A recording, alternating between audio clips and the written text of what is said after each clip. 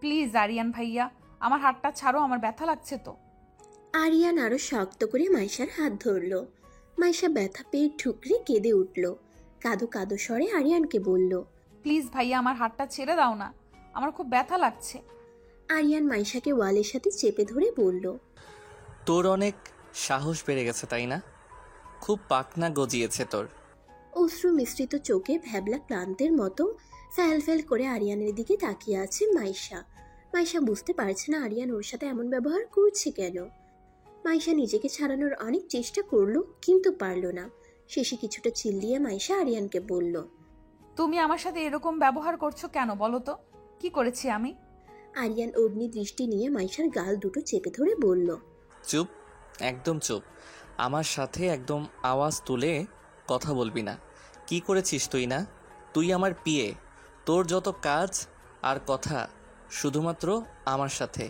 ম্যানেজারের সাথে তোর এত কথা কিসের রে? তোমার বিয়ে হয়েছে বলে কি তুমি আমার মাথা কিনে নিয়েছো? আমার কি কারোর সঙ্গে কথা থাকতে পারে না? আরিয়ান অগ্নিমূর্তি ধারণ করে মাইশাকে বলল, এই, তোকে আমি নিষেধ করেছি না এই অফিসের কোনো স্টাফের সাথে কথা না বলতে? তুই আমার কথা অমান্য করলি কেন বল?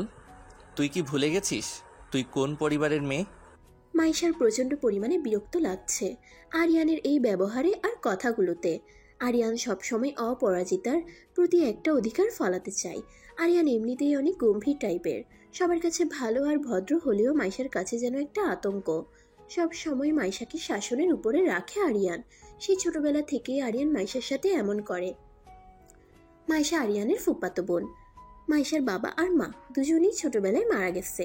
হঠাৎ করে মাইশার বাবা, তাই আরিয়ানের বাবা আজমত সাহেব মাইশাকে কোথাও যেতে দেননি, নিজের বাড়িতেই রেখে দিয়েছিলেন। তাই ওর বাবা আর মা মারা যাবার পর থেকেই মাইশা তার মামা আজমত সাহেবের বাড়িতেই থাকে আর তাদের অফিসেই চাকরি করে। কারণ মাইশার এইভাবে মামা আর মামির উপরে বসে খেতে তার বিবেকে খুব বাধে। তাই তার মামা প্রাইভেট অ্যাসিস্ট্যান্টের পোস্টটা মাইশাকে দিয়েছিল। তার মামার বয়স হয়ে যাওয়াতে অফিসের সমস্ত দায়িত্ব ও তার ছেলে আরিয়ানকে বুঝিয়ে দিয়েছে। আরিয়ান এখন মাইশাকে যেন তার প্রাইভেট অ্যাসিস্ট্যান্ট নয়, তার প্রাইভেট সম্পত্তি মনে করে। আরিয়ান সবসময় মাইশার সব ব্যাপার নিয়ে একটু বেশিই বাড়াবাড়ি করে, যা একদমই পছন্দ নয় মাইশার। কই, মাইশা তো কখনো ওর কোনো ব্যাপারে নাক গলায় না, তাহলে আরিয়ান কেন মাইশার সব ব্যাপারে নাক গলাতে আসে? মাইশা খুব স্বাধীন চেতা মনের একটা মেয়ে, স্বাধীনভাবে নিজের জীবনটাকে উপভোগ করতে চায়, কিন্তু সেই স্বাধীনতায় হস্তক্ষেপ করে আরিয়ান। আজকে আরিয়ানের এই বাড়াবাড়িটা একদমই সহ্য হচ্ছে না মাইশার কাছে। আজকে আরিয়ানের বাড়াবাড়িটা একদম মাত্রাতিরিক্ত হয়ে গেছে মাইশার কাছে। মাইশা একবার ভেবেছিল এখান থেকে চলে যাবে, কিন্তু কোথায় যাবে? তার যে আর যাবার কোনো জায়গা নেই। আর তাছাড়াও তার মামা আর মামি তাকে অনেক ভালোবাসে, তাদেরকে ছেড়ে যেতেও ইচ্ছে করে না। কিন্তু আর কতদিন সহ্য করবে মাইশা? কি মনে করে কি সে নিজেকে? তাদের বাড়িতে থাকে বলে সে যা ইচ্ছা তাই করবে? মাইশা কিছুটা সাহস নিয়ে রাগ দেখিয়ে আরিয়ানকে বলল, আরিয়ান ভাইয়া, তোমার সমস্যাটা কি? তুমি কেন এরকম করো আমার সাথে? আরিয়ান দাঁতে দাঁত চেপে মাইশাকে বলল, তুই আমার কাছে কৈফিয়ত চাচ্ছিস? তোর সাহস কি করে হয় এই আরিয়ান চৌধুরীকে প্রশ্ন করার? তুই কি ভুলে গেছিস আমি তোর বস? আর একটা কথাও না বলে এখন বাসায় চল, তারপর ওই ম্যানেজারকে আমি দেখে নিচ্ছি। এই বলে আরিয়ান মাইশার হাতটা আবার শক্ত করে ধরল। মাইশা আর নিজেকে সংযত রাখতে পারল না, এক ঝটকায় আরিয়ানের হাত থেকে নিজের হাত সরিয়ে নিয়ে বলল, দেখো আরিয়ান ভাইয়া, এই বাড়াবাড়িগুলো কিন্তু আমার একদমই ভালো লাগছে না। আমি যাব না তোমার সাথে, তুমি চলে যাও, আমি একাই বাসায় চলে যেতে পারবো। আর আমি একটা কথা বুঝতে পারছি না, তুমি কেন শুধু শুধু রিয়াদ ভাইয়ের উপর ক্ষেপে আছো? উনি এমন কি করেছে? আরিয়ান মাইশাকে জোরে একটা ধমক দিয়ে বলল, চুপ, আর একটা কথাও বলবি না। খুব সাহস বেড়ে গেছে তোর না? আজকে বাসায় চল। এই বলে আরিয়ান অফিস থেকে হাত ধরে টেনে নিয়ে মাইশাকে গাড়িতে বসালো। আরিয়ানের রাগে যেন গা ফেটে যাচ্ছে। মাইশাকে অনেকবার নিষেধ করেছিল কোনো ছেলের সাথে কথা না বলতে। কোনো ছেলের সাথে মাইশাকে একদম সহ্য করতে পারে না আরিয়ান। সিসি ক্যামেরায় মাইশাকে ম্যানেজারের সাথে হেসে হেসে কথা বলতে দেখে আরিয়ানের মাথায় রক্ত উঠে গিয়েছিল। আরিয়ানের সাথেও তো এত সুন্দর করে হেসে কখনো কথা বলে না মাইশা। আরিয়ান দেখতে তো কোনো দিক থেকে খারাপ নয়, দেখতে যেমন সুন্দর তেমন স্মার্ট। লম্বা 6 ফুটের উপরে, ছোট করে চাপ দাড়ি রাখা, সুঠাম দেহ, সুন্দর করে কাটিং আর চেল দেওয়া চুল, কথা বলা, ভাবভঙ্গি, হাঁটা চলার স্টাইল যে কোনো মেয়েরই নজর কাড়বে। এক কথায় বলতে গেলে যে কোনো মেয়ে প্রথম দেখাতেই ক্রাশ খাবে। কিন্তু সেই দিকে কোনো ভ্রুক্ষেপ নেই আরিয়ানের। আরিয়ানের ভালো লাগা, আকর্ষণ সবকিছু মাইশাকে ঘিরে। কেমন একটা অজানা টান আর অনুভূতি কাজ করে মাইশার জন্য আরিয়ানের মনে। আরিয়ান মাইশাকে বারবার করে নিষেধ করেছিল কোনো ছেলের সাথে কথা না বলতে, কিন্তু মাইশা আরিয়ানের নিষেধ অমান্য করে। ম্যানেজারের সাথে মাইশাকে এত হাসাহাসি করে কথা বলতে দেখে যেন সরাসরি আরিয়ানের কলিজায় গিয়ে লাগলো। এই দৃশ্য সহ্য করতে না পেরেই মাইশার সাথে এমন ব্যবহার করেছে আরিয়ান। মাইশাকে গাড়িতে উঠিয়ে জোরে জোরে গাড়ি ড্রাইভ করতে লাগলো আরিয়ান। আরিয়ানের এত জোরে গাড়ি ড্রাইভ করতে দেখে মাইশা ভয় পেয়ে গেল। মাইশা আরিয়ানকে বলল, প্লিজ আরিয়ান ভাইয়া, আস্তে গাড়ি চালাও, আমার খুব ভয় লাগছে। মাইশার কোনো কথাই কানে নিল না আরিয়ান। মাইশা ভয় পেয়ে আরিয়ানের হাত চেপে ধরল। হঠাৎ আরিয়ান জোরে গাড়িটা ব্রেক করলো। মাইশা তাল সামলাতে না পেরে মিরর গ্লাসের সঙ্গে ওর কপালে বাড়ি খেতে নিচ্ছিল। তখনই আরিয়ান ওর কপালের সামনে হাত রাখলো। মাইশা ভয়ে চোখ বন্ধ করে আছে। খুব মায়াবী লাগছিল ওর মুখটা দেখতে। ওর মুখে কিছুটা বিরক্তির ছাপও স্পষ্ট।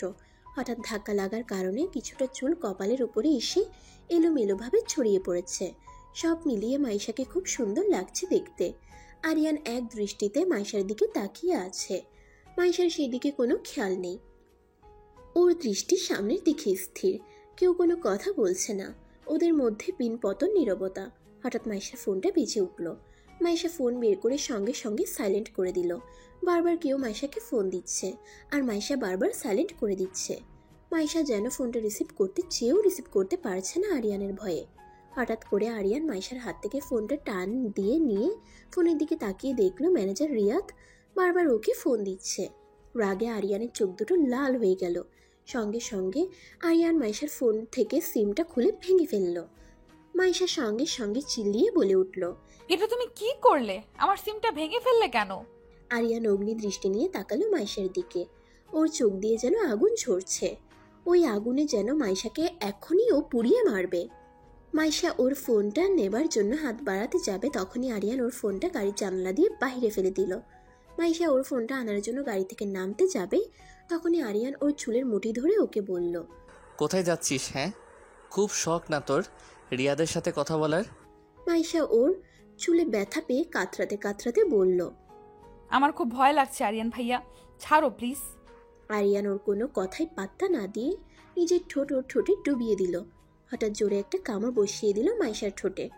মাইশা ব্যথায় কুকড়ে উঠল। মাইশার ঠোঁট আরিয়ানের দখলে, তাই মাইশা ব্যথায় ছটফট করতে লাগলো। প্রায় 15 মিনিট পর আরিয়ান মাইশাকে ছেড়ে দিল। মাইশার সঙ্গে সঙ্গে তার ঠোঁট চেপে ধরল। মাইশার ঠোঁট কেটে রক্ত পড়ছে। আরিয়ান ওর ঠোঁটটা বৃদ্ধা আঙ্গুলি দিয়ে এপাশ তোখে ওপাশ মুছে দিয়ে মাইশার গাল দুটো চেপে ধরে বলল, এরপর থেকে কোনো দিন যদি আমার কথার অবাধ্য হয়েছিস, আমার অপছন্দের বাহিরে কোনো কাজ করেছিস, তাহলে তার ফল এর থেকে অনেক বেশি ভয়ানক হবে।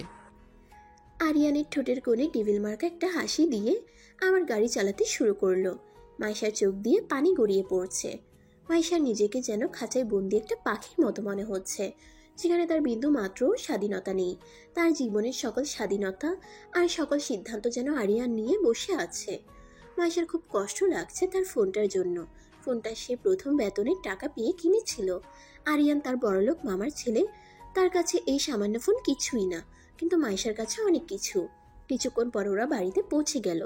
মাইশা দ্রুত গাড়ি থেকে বের হয়ে দৌড়ে ওর রুমে চলে গেল। মাইশাকে এভাবে দৌড়ে রুমে চলে যেতে দেখে আরিয়ানের ছোট বোন আলিয়া বুঝতে পারল তার ভাই অবশ্যই মাইশাকে আবার কিছু না কিছু বলেছে। তার ভাইটাকে নিয়ে আলিয়া আর পারে না। কেন যে ও মাইশার সাথে এমন করে? মাইশার প্রতি যখন ওর এতই ভালোবাসা, তাহলে কেন মাইশাকে ওর মনের কথাটা বলে দিচ্ছে না? কথাগুলো ভাবতে ভাবতে মাইশার রুমের দিকে গেল আলিয়া। মাইশা তার বাবা আর মায়ের ছবিটা বুকে নিয়ে অঝরে কাঁদছে। আজ নিজেকে এই পৃথিবীতে বড় অসহায় আর নিঃস্ব লাগছে মাইশার। মাইশা তার বাবা আর মায়ের ছবিতে হাত বুলাতে বুলাতে বলল, মা বাবা, তোমরা কেন তোমাদের সাথে আমাকে নিয়ে গেলে না? তাহলে তো আজকের এই দিনটা আমাকে দেখতে হতো না। প্রতিনিয়ত যে আমি ভেতরে ভেতরে শেষ হয়ে যাচ্ছি, আমি যে এটা বোঝাতেই পারছি না। যে আমারও একটা মন আছে, আমারও ইচ্ছে করে স্বাধীনভাবে বাঁচতে। আমার জীবনটা যেন একটা বন্দি পাখির মতো হয়ে গেছে, আমি যে আর পারছি না। কথাগুলো বলছে আর মাইশার চোখ দিয়ে অঝরে অশ্রু ধরা ঝরে পড়ছে। তখনই আলিয়ার আগমন ঘটল। আলিয়া মাইশার কাঁধে হাত রাখলো। মাইশা সঙ্গে সঙ্গে নিজের চোখের পানিটা মুছে নিল। আলিয়া মাইশাকে ওর দিকে ঘুরিয়ে বলল, মাইশা, ভাইয়া তোকে আজকেও বকাবকি করেছে তাই না? মাইশা আলিয়াকে জড়িয়ে ধরে কেঁদে দিল। এই বাড়িতে একটা মাত্র আলিয়ার সাথে মাইশা একটু মন খুলে কথা বলতে পারে, নিজের মনের কষ্টটা একটু হলেও শেয়ার করতে পারে। আলিয়া মাইশার চোখের পানিটা মুছিয়ে দিয়ে বলল, কি হয়েছে মাইশা, বলতো আমাকে। ভাইয়া কি আজকেও তোকে অনেক বকেছে? মাইশা কান্নারত কণ্ঠে বলল, শুধু কি বকা, আজকে আরিয়ান ভাইয়া ভাইয়া তো আমার গায়ে হাত পর্যন্ত তুলেছে। আচ্ছা আলিয়া, আমি তোদের বাসায় আছি বলেই কি আরিয়ান ভাইয়া আমার সাথে যা ইচ্ছা তাই করবে? এভাবে বলিস না মাইশা, তুই ভুল ভাবছিস ভাইয়াকে। ভাইয়া যা করে তোর ভালোর জন্যই করে, তুই একদিন না একদিন ঠিক বুঝতে পারবি। মাইশা কিছুটা রাগ নিয়ে আলিয়াকে বলল, এমন ভালো আমার দরকার নেই আলিয়া, যেখানে কোনো স্বাধীনতা থাকে না, মানুষের কোনো মূল্যায়ন থাকে না, যেভাবে ইচ্ছা তার সাথে খারাপ ব্যবহার করে, সেই ভালোর আমার কোনো প্রয়োজন নেই আলিয়া। হঠাৎ কিছু ভেঙে যাওয়ার আওয়াজ আসে মাইশার ঘরের সামনে থেকে। ওরা মাইশার ঘরের সামনে এগিয়ে গিয়ে দেখলো একটা ফুলদানি মাইশার ঘরের সামনে ভেঙে টুকরো টুকরো হয়ে পড়ে আছে। আলিয়া বুঝতে পারলো তার ভাই অবশ্যই এতক্ষণ এখানে দাঁড়িয়ে দাঁড়িয়ে ওদের কথা শুনছিল। মাইশার কথাগুলো আরিয়ান সহ্য করতে না পেরে তার রাগটা এই ফুলদানির উপর ছেড়েছে। মাইশা ফুলদানিটার দিকে চোখ বড় বড় করে তাকিয়ে আছে।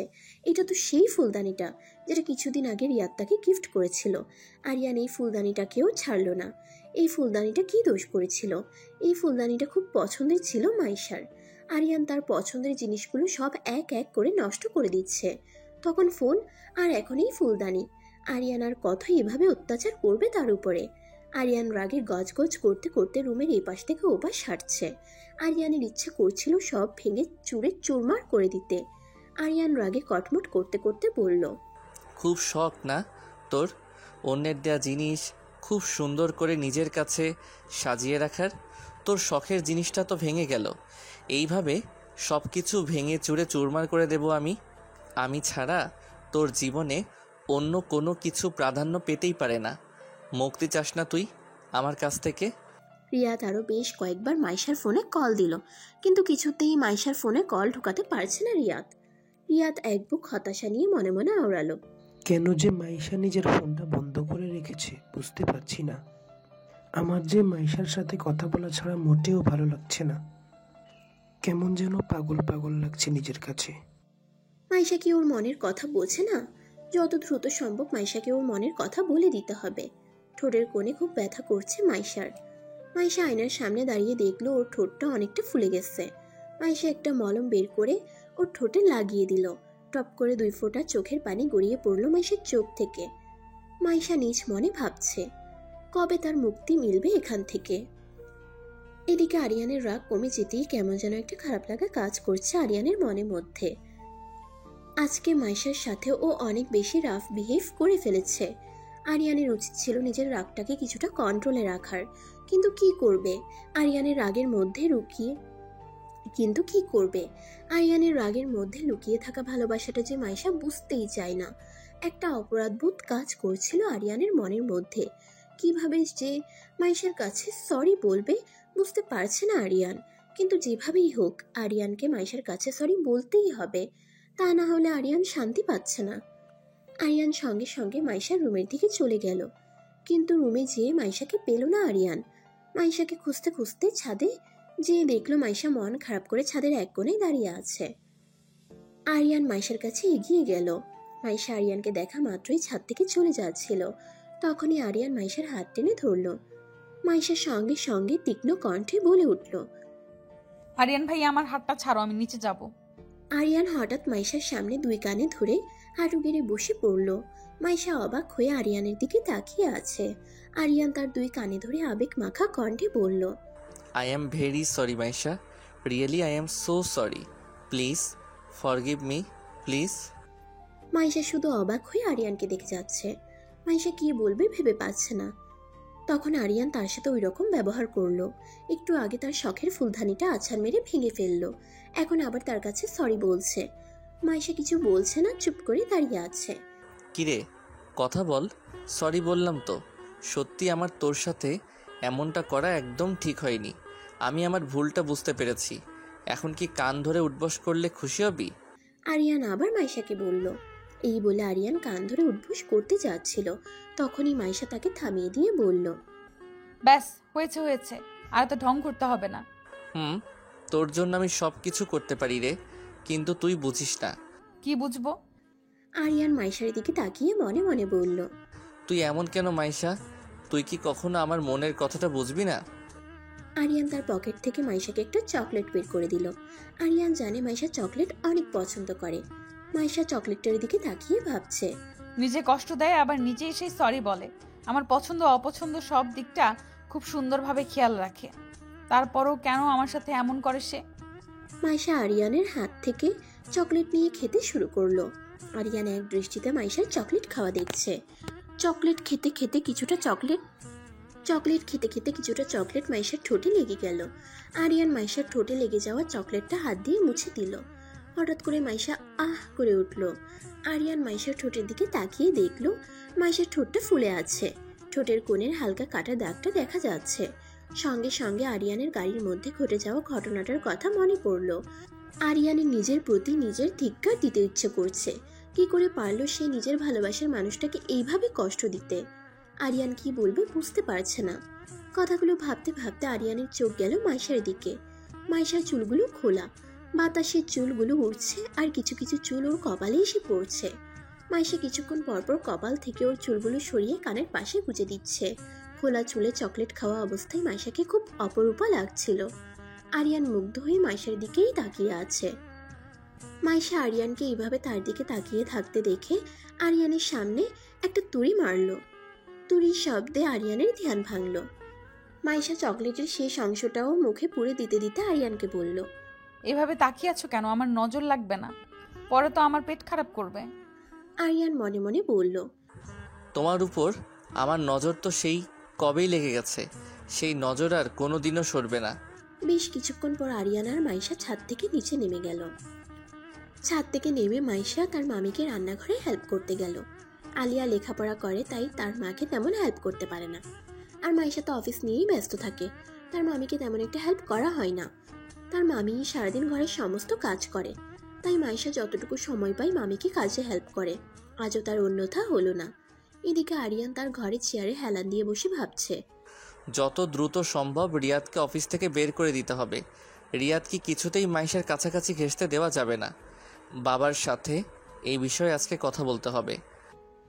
রাত্রের বেলা খেতে বসে আরিয়ান তার বাবাকে কথায় কথায় বলল, বাবা, তোমার সাথে অফিসের বিষয়ে আমার একটা কথা ছিল।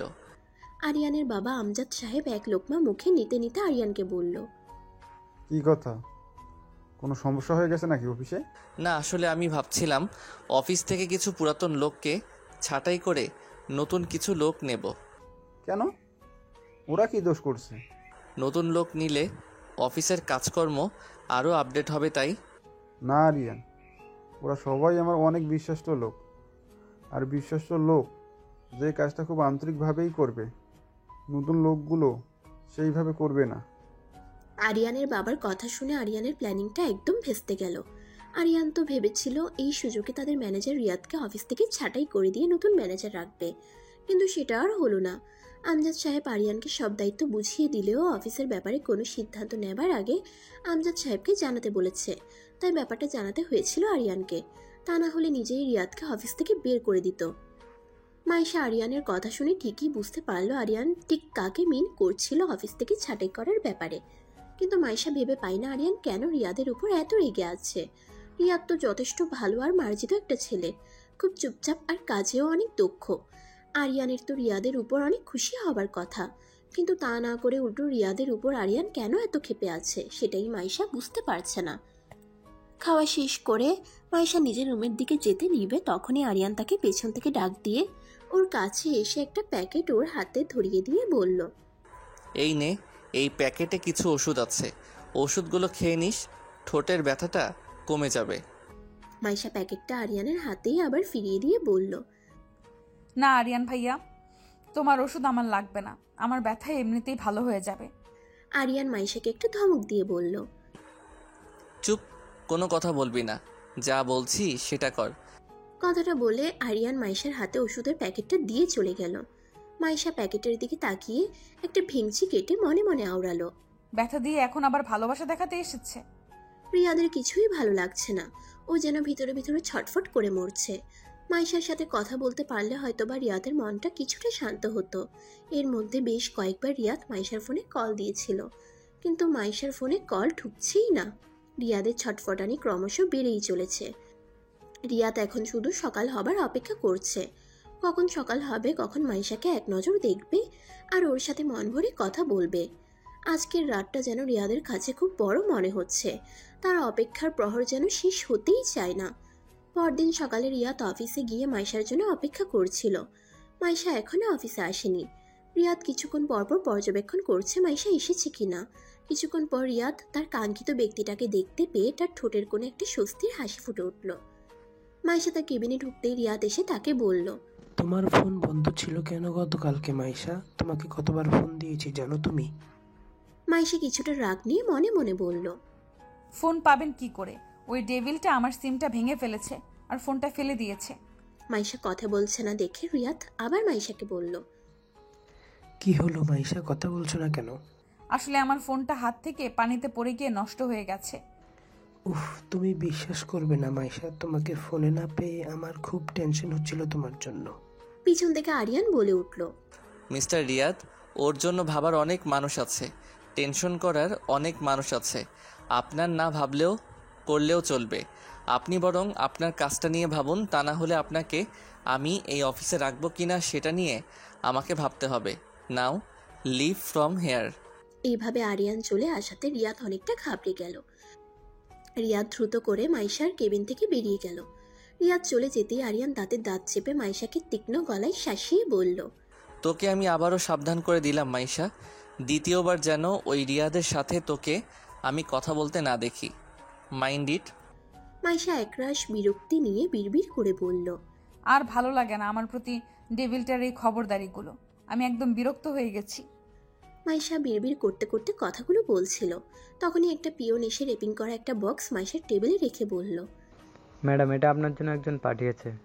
মাইশা কিছুটা অবাক হয়ে পিয়নকে জিজ্ঞেস করলো, এটা কে পাঠিয়েছে? আমি জানি না ম্যাডাম, একটা লোক এসে এটা আমার হাতে দিয়ে আপনাকে দেওয়ার কথা বলল। মাইশা বুঝতে পারছে না এটা কি আর কেই বা পাঠালো। মাইশা রেপিংটা খুলে দেখলো একটা দামি অ্যান্ড্রয়েড ফোন আর একটা সিম। তার মধ্যে ছোট একটা চিরকুটে লেখা আছে, মাইশা, আমার তরফ থেকে তোমার জন্য সামান্য একটু উপহার। ইতি তোমার শুভাকাঙ্ক্ষী। মাইশা কিছুই বুঝতে পারছে না কে তাকে ফোন পাঠালো। হঠাৎ পিয়ন আবার এসে তাকে বলল, ম্যাডাম, স্যার আপনাকে ডাকছে। মাইশা ফোনটা টেবিলের উপর রেখে আরিয়ানের কেবিনের দিকে গেল। আরিয়ানের কেবিনে গিয়ে দেখলো আরিয়ান কেবিনে নেই। মাইশা বেশ কিছুক্ষণ আরিয়ানের জন্য অপেক্ষা করে নিজের কেবিনের দিকে চলে গেল। মাইশা কেবিনে ঢুকতেই যা দেখলো তা দেখার জন্য মাইশা একদমই প্রস্তুত ছিল না। মাইশা নিজের কেবিনে এসে দেখলো ফোনটা ভেঙে টুকরো টুকরো হয়ে নিচে পড়ে আছে। মাইশার চোখ যেন চড়ক গাছ হয়ে গেল। মাইশা ভেবে পাচ্ছে না হঠাৎ কে করলো এই কাজটা। ভাবতে ভাবতে মাইশা কিছুটা আন্দাজ করতে পারলো এই কাজটা কে করতে পারে, কারণ যে এই কাজটা করেছে সে সবসময় মাইশার সকল ব্যাপারে তার ময়লা নাকটা গলাতে আসে, তাই সে ছাড়া এই কাজটা দ্বিতীয় আর কেউ করেনি। মাইশা একরাশ রাগ মনের ভিতর নিয়ে ফোনের ভাঙা টুকরোগুলো উঠিয়ে হনহন করে আরিয়ানের কেবিনের দিকে চলে গেল। আরিয়ানের কেবিনে ঢুকে মাইশা দেখলো আরিয়ান কার সাথে যেন খুব ফিসফিসিয়ে ফোনে কথা বলছে। মাইশাকে দেখা মাত্র এসে ফোনটা রেখে দিল। মাইশা আরিয়ানের টেবিলের উপর ফোনের টুকরোগুলো কিছুটা ছুঁড়ে মেরে আরিয়ানকে তীক্ষ্ণ গলায় বলল, এটা নিশ্চয়ই তোমার কাছে, তাই না? এই ফোনটা কি দোষ করলো? কেন এরকম করলে?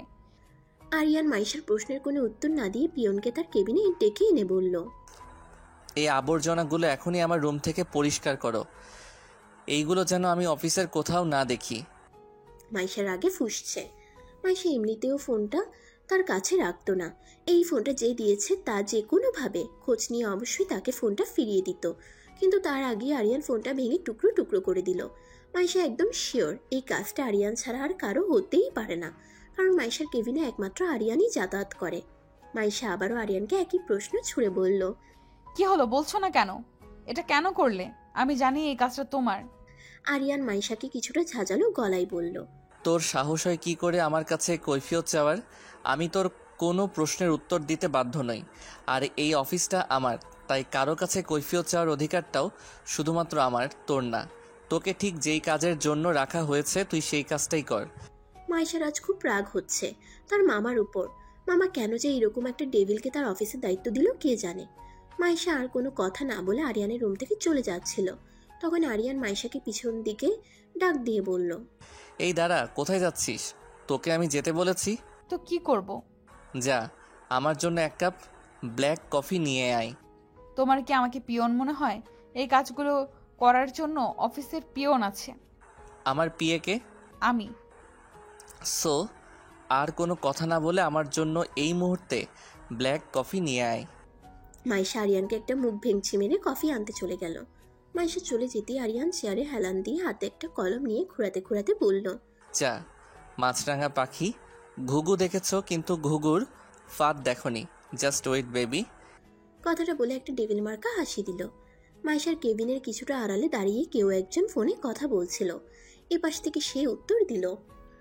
আমি সবসময় ওকে নজরে নজরে রাখছি, আর আমি আপ্রাণ চেষ্টা করে যাচ্ছি আমার কাজটা সাকসেসফুল করার জন্য। যত দ্রুত সম্ভব আমি আপনাকে ভালো একটা রেজাল্ট জানাবো। ওপাশ থেকে কিছু বলার পর আবার উত্তর দিল। আমার পথে তো একজনই বাধা হয়ে দাঁড়াই, তা না হলে কবেই এই কাজটা শেষ করে ফেলতাম। ওকে আয়ত্ত করা আমার কোনো ব্যাপারই ছিল না। ও প্রান্ত থেকে কিছু বলার পর সে আবার উত্তর দিল। না না, ওকে কিছু করা যাবে না, করলে অনেক বড় ঝামেলা হতে পারে। আপনি আমাকে আরেকটু সময় দিন প্লিজ। ওপাশ থেকে ফোন কেটে দিতেই সে তার হাত যুগল মুষ্টিবদ্ধ করে রাগান্বিত হয়ে বলল। কতদিন তুই ওকে আমার কাছ থেকে সেভ করবি আমিও দেখব। আমার তো এই মিশনটা সাকসেসফুল করতেই হবে। তার জন্য আমার যা যা করতে হয় আমি সবই করব, শুধু সঠিক সময়ের অপেক্ষায়। কথাগুলো বলেই সে আপন মনে হাসতে লাগলো।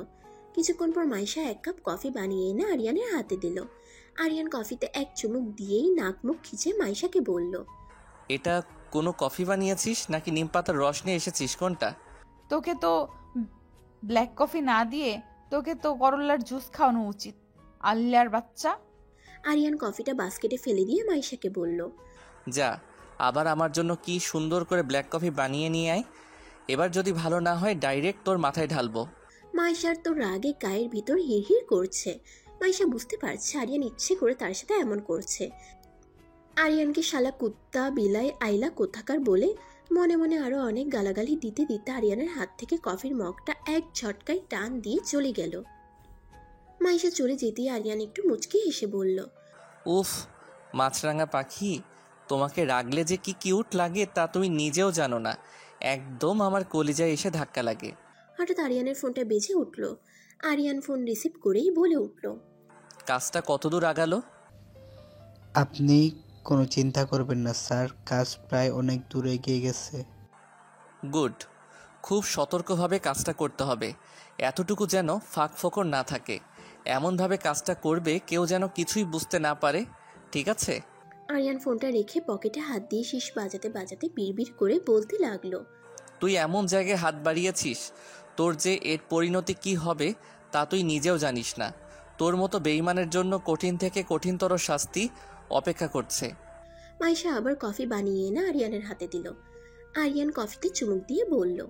গুড গার্ল, এবার কফিটা একদম ঠিক হয়েছে। তারপর আরিয়ান তার কেবিনের একটা আলমারি দেখিয়ে বলল। যা, ওই আলমারিতে কিছু ফাইল রাখা আছে, বের কর। মাইশা আলমারি থেকে ফাইলগুলো বের করে আরিয়ানের টেবিলের উপর রাখলো। এই কয়েকটা ফাইল 30 মিনিটের মধ্যে চেক করে আমাকে সাবমিট কর। কথাটা শুনে মাইশার চোখ যেন ছানাবড়া হয়ে গেল। ফাইলগুলোর দিকে তাকিয়ে মাইশা ভাবছে, এতগুলো ফাইলকে ও কয়েকটা ফাইল বলছে? এতগুলো ফাইল চেক দিতে তো আমি 30 মিনিট নয়, আমি 3 ঘন্টাতেও পারবো না। আল্লাহর বাচ্চা, তুই এগুলো ইচ্ছে করে আমার সাথে করছিস তাই না? এতগুলো ফাইল আমি কি করে 30 মিনিটে শেষ করব? মাইশা আরিয়ানকে বলল। এতগুলো ফাইল আমি 30 মিনিটের মধ্যে শেষ করতে পারবো না, আমাকে আরো সময় দিতে হবে। যদি আর একটাও কথা বলিস তাহলে ফাইলের সংখ্যা বাড়বে আর টাইমের সংখ্যা কমবে। এবার ভেবে দেখ তুই কি করবি। মাইশা ফাইল নিয়ে নিজের কেবিনে যেতে নেবে তখনই আরিয়ান তাকে বলল, এই দাঁড়া, কোথায় যাচ্ছিস? আমার সামনে বসেই কাজটা কমপ্লিট করবি তুই? হ্যাঁ নয় হ্যাঁ। কিন্তু আরিয়ান চোখ গরম করে মাইশার দিকে তাকালো। মাইশা ভয় পেয়ে গেল আর আরিয়ানকে মনে মনে 101টা গালাগাল দিতে লাগলো। শালা ইন্দুর, বান্দর, খচ্চর, আইলা, এই পিচ্ছি একটা মেয়ের উপর এত জুলুম করা! তোর কপালে এমন বউ জুটবে না, সারাদিন তোর উপর খবরদারি করবে, দেখে নিস। মাইশা আপন মনে কাজ করছিল আর আরিয়ান তাকে এক দৃষ্টিতে মুগ্ধ হয়ে দেখে যাচ্ছিল আর মনে মনে আওড়ালো, আহারে কি সুন্দর লাগছে আমার পিচ্চি মাছরাঙা পাখিটাকে। কিন্তু এই পিচ্চি মাছরাঙা পাখিটা হয়তোবা জানে না তার জন্য ঠিক কি অপেক্ষা করছে। কথাগুলো ভেবেই মনে মনে একটা বাঁকা হাসি দিল আরিয়ান। 30 মিনিট পর আরিয়ান মাইশাকে বলল, টাইম ইজ ওভার। এই তো এই তো হয়ে গেছে, আর কয়েক সেকেন্ড প্লিজ। এই তুই কি এক্সাম হলে বসে এক্সাম দিচ্ছিস? আর আমি কি তোর এক্সাম নিচ্ছি যে তুই এক্সাম শেষ করার জন্য আমার কাছ থেকে টাইম চাইছিস? সঙ্গে সঙ্গে মাইশা জোরে বলে উঠল। ডান। মাইশা আরিয়ানের সামনে সবগুলো ফাইল এগিয়ে দিয়ে বলল, আমার কাজ হয়ে গেছে। আরিয়ান ফাইলগুলো না দেখেই মাইশাকে আলমারিতে রেখে দিতে বলল। মাইশা তো চোখ মুখ খিচে তাকিয়ে আছে আরিয়ানের দিকে। মাইশার ইচ্ছে করছে ফাইলগুলো ওর মাথায় মারতে, শুধু শুধু মাইশাকে এতক্ষণ খাটালো। মাইশা ফাইলগুলো আলমারিতে রেখে রাগে গজগজ করতে করতে আরিয়ানের কেবিন থেকে বেরিয়ে গেল। সন্ধ্যার দিকে আরিয়ান নিজের রুমে বসে একটা কাগজ সামনে নিয়ে ঠোঁটের কোণে বাঁকা একটা হাসি দিয়ে বলল, খুব তাড়াতাড়ি এমন কিছু হতে চলেছে যা তুমি কল্পনাও করতে পারো না। মাইশা অনেকক্ষণ যাবৎ ধরে ছাদে দাঁড়িয়ে আছে। স্নিগ্ধ শীতল বাতাসটা খুব ভালো লাগছে মাইশার কাছে। বাতাসটা হালকা দুলে দুলে মাইশার শরীরে এসে হালকা পরশ দিয়ে যাচ্ছে। অনেক ভাবনা মাইশার মাথায় ঘুরপাক খাচ্ছে, সেই ভাবনাটা শুধুমাত্র আরিয়ানকে নিয়ে। মাইশা মাঝে মধ্যে আরিয়ানকে একদমই বুঝে উঠতে পারে না। আরিয়ানের যেন অনেকগুলো রূপ, মাইশা বুঝে উঠতে পারে না কোনটা আরিয়ানের আসল রূপ। আরিয়ান যেন ক্ষণে ক্ষণে নিজের রূপ পাল্টায়। না, আর ভাবতে পারছে না মাইশা। মাইশা মাথার দুপাশে আঙ্গুল দিয়ে ডলতে ডলতে বিড়বিড় করতে করতে বলল, না আর ভেবে কাজ নেই, এত ভাবলে পরে আবার মাথা ব্যথা করবে। অনেকদিন আয়লার সাথে গল্প করা হয় না। যাই নিচে গিয়ে দেখি ও কি করছে। মাইশা ছাদ থেকে নামতে যাবে তখনই আরিয়ানের সঙ্গে তার ধাক্কা লাগলো। মাইশা পড়ে যাচ্ছিল, সঙ্গে সঙ্গে আরিয়ান কোমর জড়িয়ে ওকে ধরে ফেলে। কি রে, দেখে হাঁটতে পারিস না নাকি নতুন করে আবার হাঁটা শেখাতে হবে? তোর মতো একটা আইলা যেখানে থাকবে সেখানে তো ধাক্কা লাগবেই। কি রে, উঠবি নাকি এভাবে থাকবি? মাইশা সঙ্গে সঙ্গে নিজেকে স্বাভাবিক করে উঠে দাঁড়িয়ে বলল, শোনো, দোষটা আমার নয়, দোষটা তোমার। তুমি এসে আমাকে ধাক্কা মেরেছো, আমি নই। চুপ, একদম চুপ। ধাক্কা মেরে আবার আমার সঙ্গে তর্ক করছিস? মাইশা কিছু বলতে যাবে তখনই আরিয়ান ওকে থামিয়ে দিয়ে আবার বলল, শোন, আগামীকালকে সকাল 10টায় খুব ইম্পর্টেন্ট একটা মিটিং আছে অফিসে। আগামীকালকে সকালে খুব দ্রুত অফিসে ঢুকবি, তাই আর এখানে দাঁড়িয়ে না থেকে দ্রুত ঘুমিয়ে যা। কথাটা বলি আরিয়ান ওখান থেকে চলে গেল। কিছুক্ষণ পর মাইশাও নিচে নেমে গেল। পরদিন সকালে মাইশা সহ সবাই খুব দ্রুত অফিসে ঢুকলো। অফিসে ঢোকার কিছুক্ষণের মধ্যেই সবাই মিটিং রুমে উপস্থিত হলো। সবাই যে যার যার মতো চুপচাপ বসে আছে। মিটিং রুমে পিনপত নীরবতা, কেউ কোনো কথা বলছে না। নীরবতা ভেঙে আরিয়ান সবার উদ্দেশ্যে বলল, আমি আজকে দারুণ একটা খবর অ্যানাউন্স করতে চলেছি। কথাটা শুনে সবাই একযোগে আরিয়ানের দিকে তাকালো।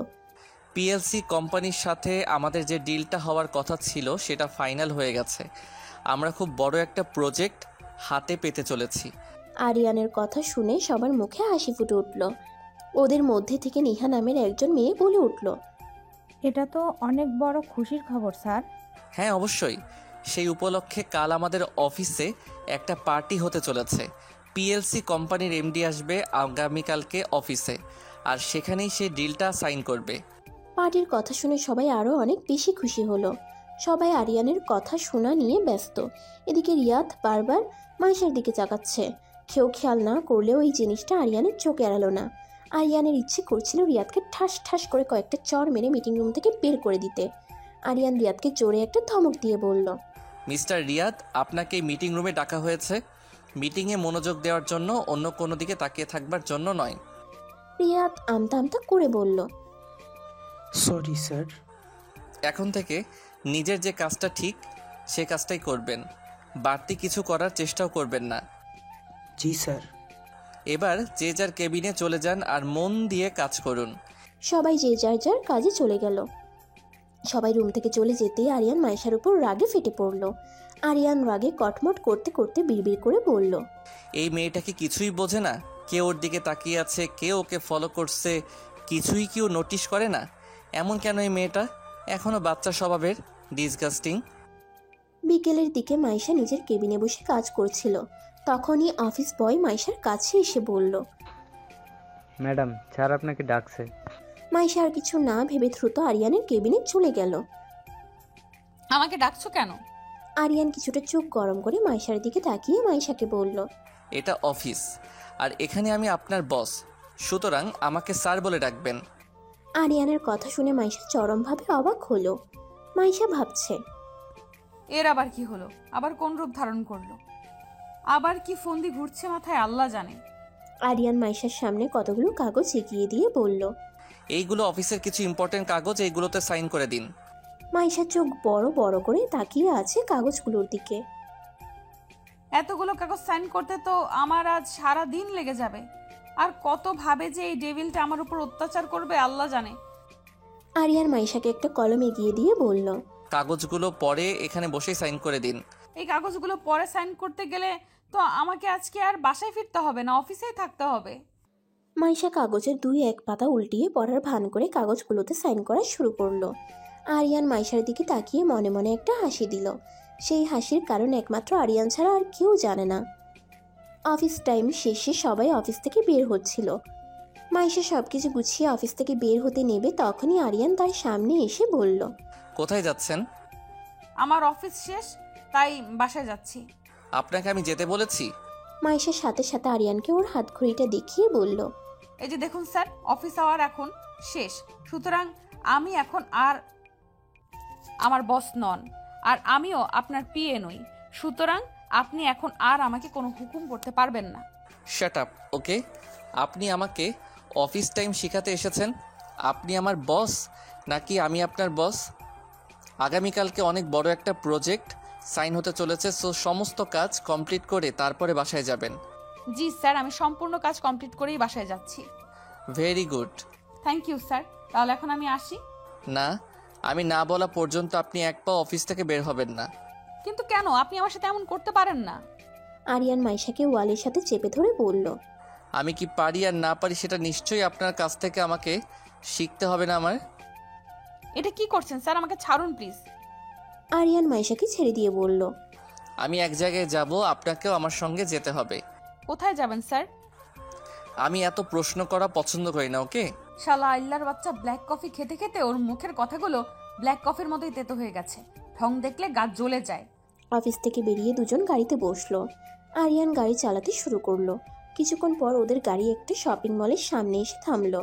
আরিয়ান মাইশাকে গাড়িতে রেখে তার একটা কাজ আছে বলে গাড়ি থেকে নেমে শপিং মলের ভিতরে চলে গেল।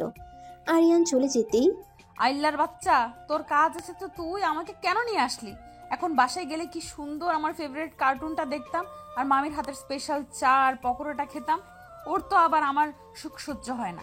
কিভাবে আমাকে খাটাবে সব সময়? সেই ফোন দিয়ে আটে, ডায়নোসর কোথাকার। কেউ একজন অনেকক্ষণ ধরে আড়াল থেকে মাইশার দিকে নজর রাখছে।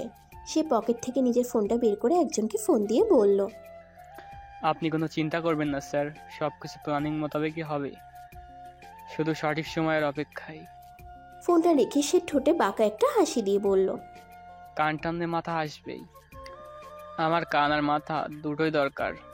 বলেই সে হাসতে লাগলো। আরিয়ান মার্কেটের ভিতরে ঢুকতে একজন লোক তার কাছে কিছু শপিং ব্যাগ এগিয়ে দিয়ে বলল, স্যার, আপনার কথা মতো সব কিছু রেডি করে রেখেছি। Good, very good. এবার চলুন, বাকি কাজটা করতে হবে। মাইশা প্রায় আধ ঘন্টা ধরে গাড়িতে বসে আছে। খুব বিরক্ত লাগছে মাইশার কাছে। মাইশার খুব পানি পিপাসা পেয়েছে, তাই ও গাড়ি থেকে নেমে একটা পানির বোতল কেনার জন্য সামনের দিকে গেল। মাইশা একটা পানির বোতল কিনে বোতলের মুখ খুলতে খুলতে আসছিল। তখনই কেউ একজন এসে মাইশাকে টান দিয়ে একপাশে নিয়ে গেল। লোকটা টান খেয়ে মাইশা তার বুকের উপর আছড়ে পড়ল। মাইশা তাকিয়ে দেখলো আরিয়ান। মাইশা দেখলো খুব স্পিডে দ্রুত একটা গাড়ি মাইশার পাশ কেটে চলে গেল। ঠিক সময় মতো যদি আরিয়ান মাইশাকে টান না দিত তাহলে মাইশার বড় ধরনের একটা অ্যাক্সিডেন্ট হয়ে যেত। আরিয়ান অগ্নিমূর্তি হয়ে মাইশার 2 বাহুতে হাত দিয়ে মাইশাকে ঝাঁকি দিয়ে জোরে চিল্লিয়ে বলল, কোনো কমন সেন্স নেই তোর? কিভাবে রাস্তা পার হতে হয় তাও তুই জানিস না? আমি ঠিক সময় মতো না আসলে এখন কি হতো বুঝতে পারছিস তুই? কেন গাড়ি থেকে নেমেছিস তুই? তোকে না আমি বললাম গাড়িতে বসতে? মাইশা তার হাতে রাখা পানির বোতলটা আরিয়ানকে দেখিয়ে আস্তে করে বলল। পানি আনতে গেছিলাম, আমার খুব পানি পিপাসা পেয়েছিল তাই। Just shut up stupid. তোর পানির পিপাসা পেয়েছে তুই আমাকে ফোন দিয়ে বলতে পারলি না? এখন যদি কিছু হয়ে যেত তোর, তখন কি হতো? কি করে বলবো? আমার কাছে কি ফোন আছে যে তোমাকে আমি ফোন দিব? আরিয়ান আর কিছু বলল না, মাইশার হাত ধরে রাস্তা পার করে ওকে গাড়ির কাছে নিয়ে আসলো। আরিয়ান আর মাইশা গাড়িতে গিয়ে বসলো। আরিয়ান গাড়ি চালানো শুরু করলো। আরিয়ানের খুব গিল্টি ফিল হচ্ছে। আরিয়ানের জন্যই মাইশার আজ অনেক বড় বিপদ হতে পারত। মাইশার কাছে যদি আজকে ফোন থাকতো তাহলে মাইশা আরিয়ানকে ফোন দিতে পারতো। মাইশা কিছুক্ষণ পর পর আরিয়ানের দিকে আর চোখে তাকাচ্ছে। আজকে আরিয়ান সঠিক সময় মতো যদি না আসতো তাহলে এতক্ষণে মাইশার প্রাণ পাখিটা উড়ে যেত। কেন যেন আজকে আরিয়ানের প্রতি অন্যরকম একটা অনুভূতি জাগ্রত হচ্ছে মাইশার মনে। এতদিন আরিয়ান মাইশার সঙ্গে যা করেছে সবটাই আরিয়ানের বাড়াবাড়ি বলে মাইশা পাত্তা দিত না, কিন্তু আজ কেন যেন আরিয়ানের এই শাসনটা খুব ভালো লাগলো মাইশার কাছে। গাড়ি চলছে তার আপন গতিতে, কারো মুখে কোনো কথা নেই, দুজনের মধ্যেই বিনপতন নীরবতা। কিছুক্ষণ পর গাড়ি এসে ওদের বাড়ির সামনে থামলো। মাইশা ওর রুমের দিকে যেতে নেবে তখনই আরিয়ান পিছন থেকে ওকে ডাক দিয়ে ওর সামনে দুইটা শপিং ব্যাগ এগিয়ে দিয়ে বলল, এই নে, এই শপিং ব্যাগগুলো ধর। কি এইগুলো? এত কথা না বলে ধরতে বলেছি, ধর। আরিয়ান শপিং ব্যাগগুলো মাইশার হাতে দিয়ে বলল, আগামীকালকে পার্টিতে তুই এই ড্রেসটা পরবি। যদি এই ড্রেসটা না পরিস তাহলে কিন্তু তোর খবর আছে। বলেই আরিয়ান ওখান থেকে চলে গেল। আরিয়ান ওখান থেকে চলে যেতেই মাইশা আরিয়ানের যাওয়ার পানে তাকিয়ে বিড়বিড় করে বলল, গিফট দিল আর থ্রেড দিল, কিছুই বুঝলাম না। সন্ধ্যার দিকে আলিয়া ছাদের এক কোণে দাঁড়িয়ে ফিসফিস করে কারোর সাথে কথা বলছিল। তখনই মাইশা আস্তে আস্তে করে আলিয়ার পিছনে এসে আলিয়াকে আস্তে করে বলল, ড্রিঙ্কিং ড্রিঙ্কিং সিঙ্কিং ওয়াটার। মাইশার কণ্ঠ শুনে আলিয়া ঘাবড়ে গেল। তাড়াহুড়ো করে আলিয়া ফোনটা কেটে দিয়ে কিছুটা তুতলিয়ে মাইশাকে বলল, মানে কি বলছিস তুই? আহারে, কিচ্ছু বোঝে না আমার বোনটা। আমি কিন্তু সব বুঝে ফেলেছি। কি বুঝেছিস?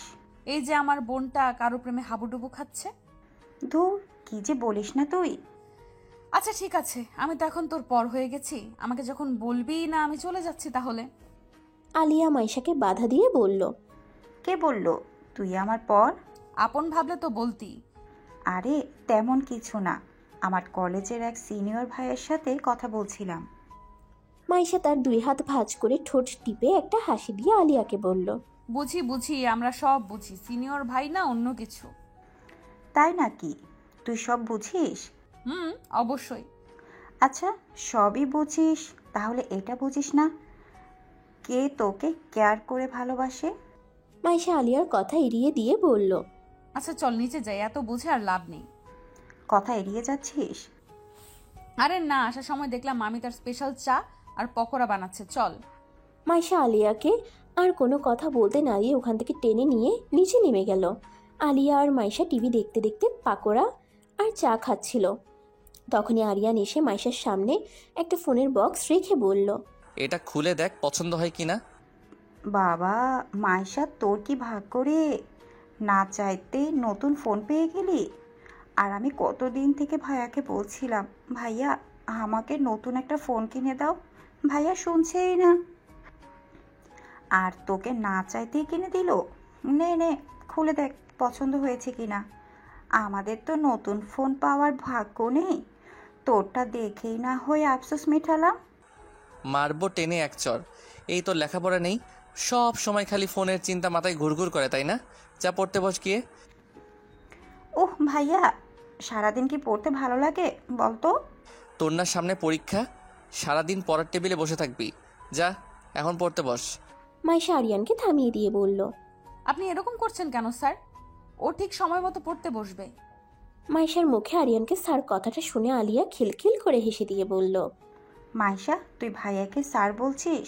How funny. কি করব বল, উনি তো আমার বস, ওনাকে স্যার না ডেকে কি পারা যায়, তাই না স্যার?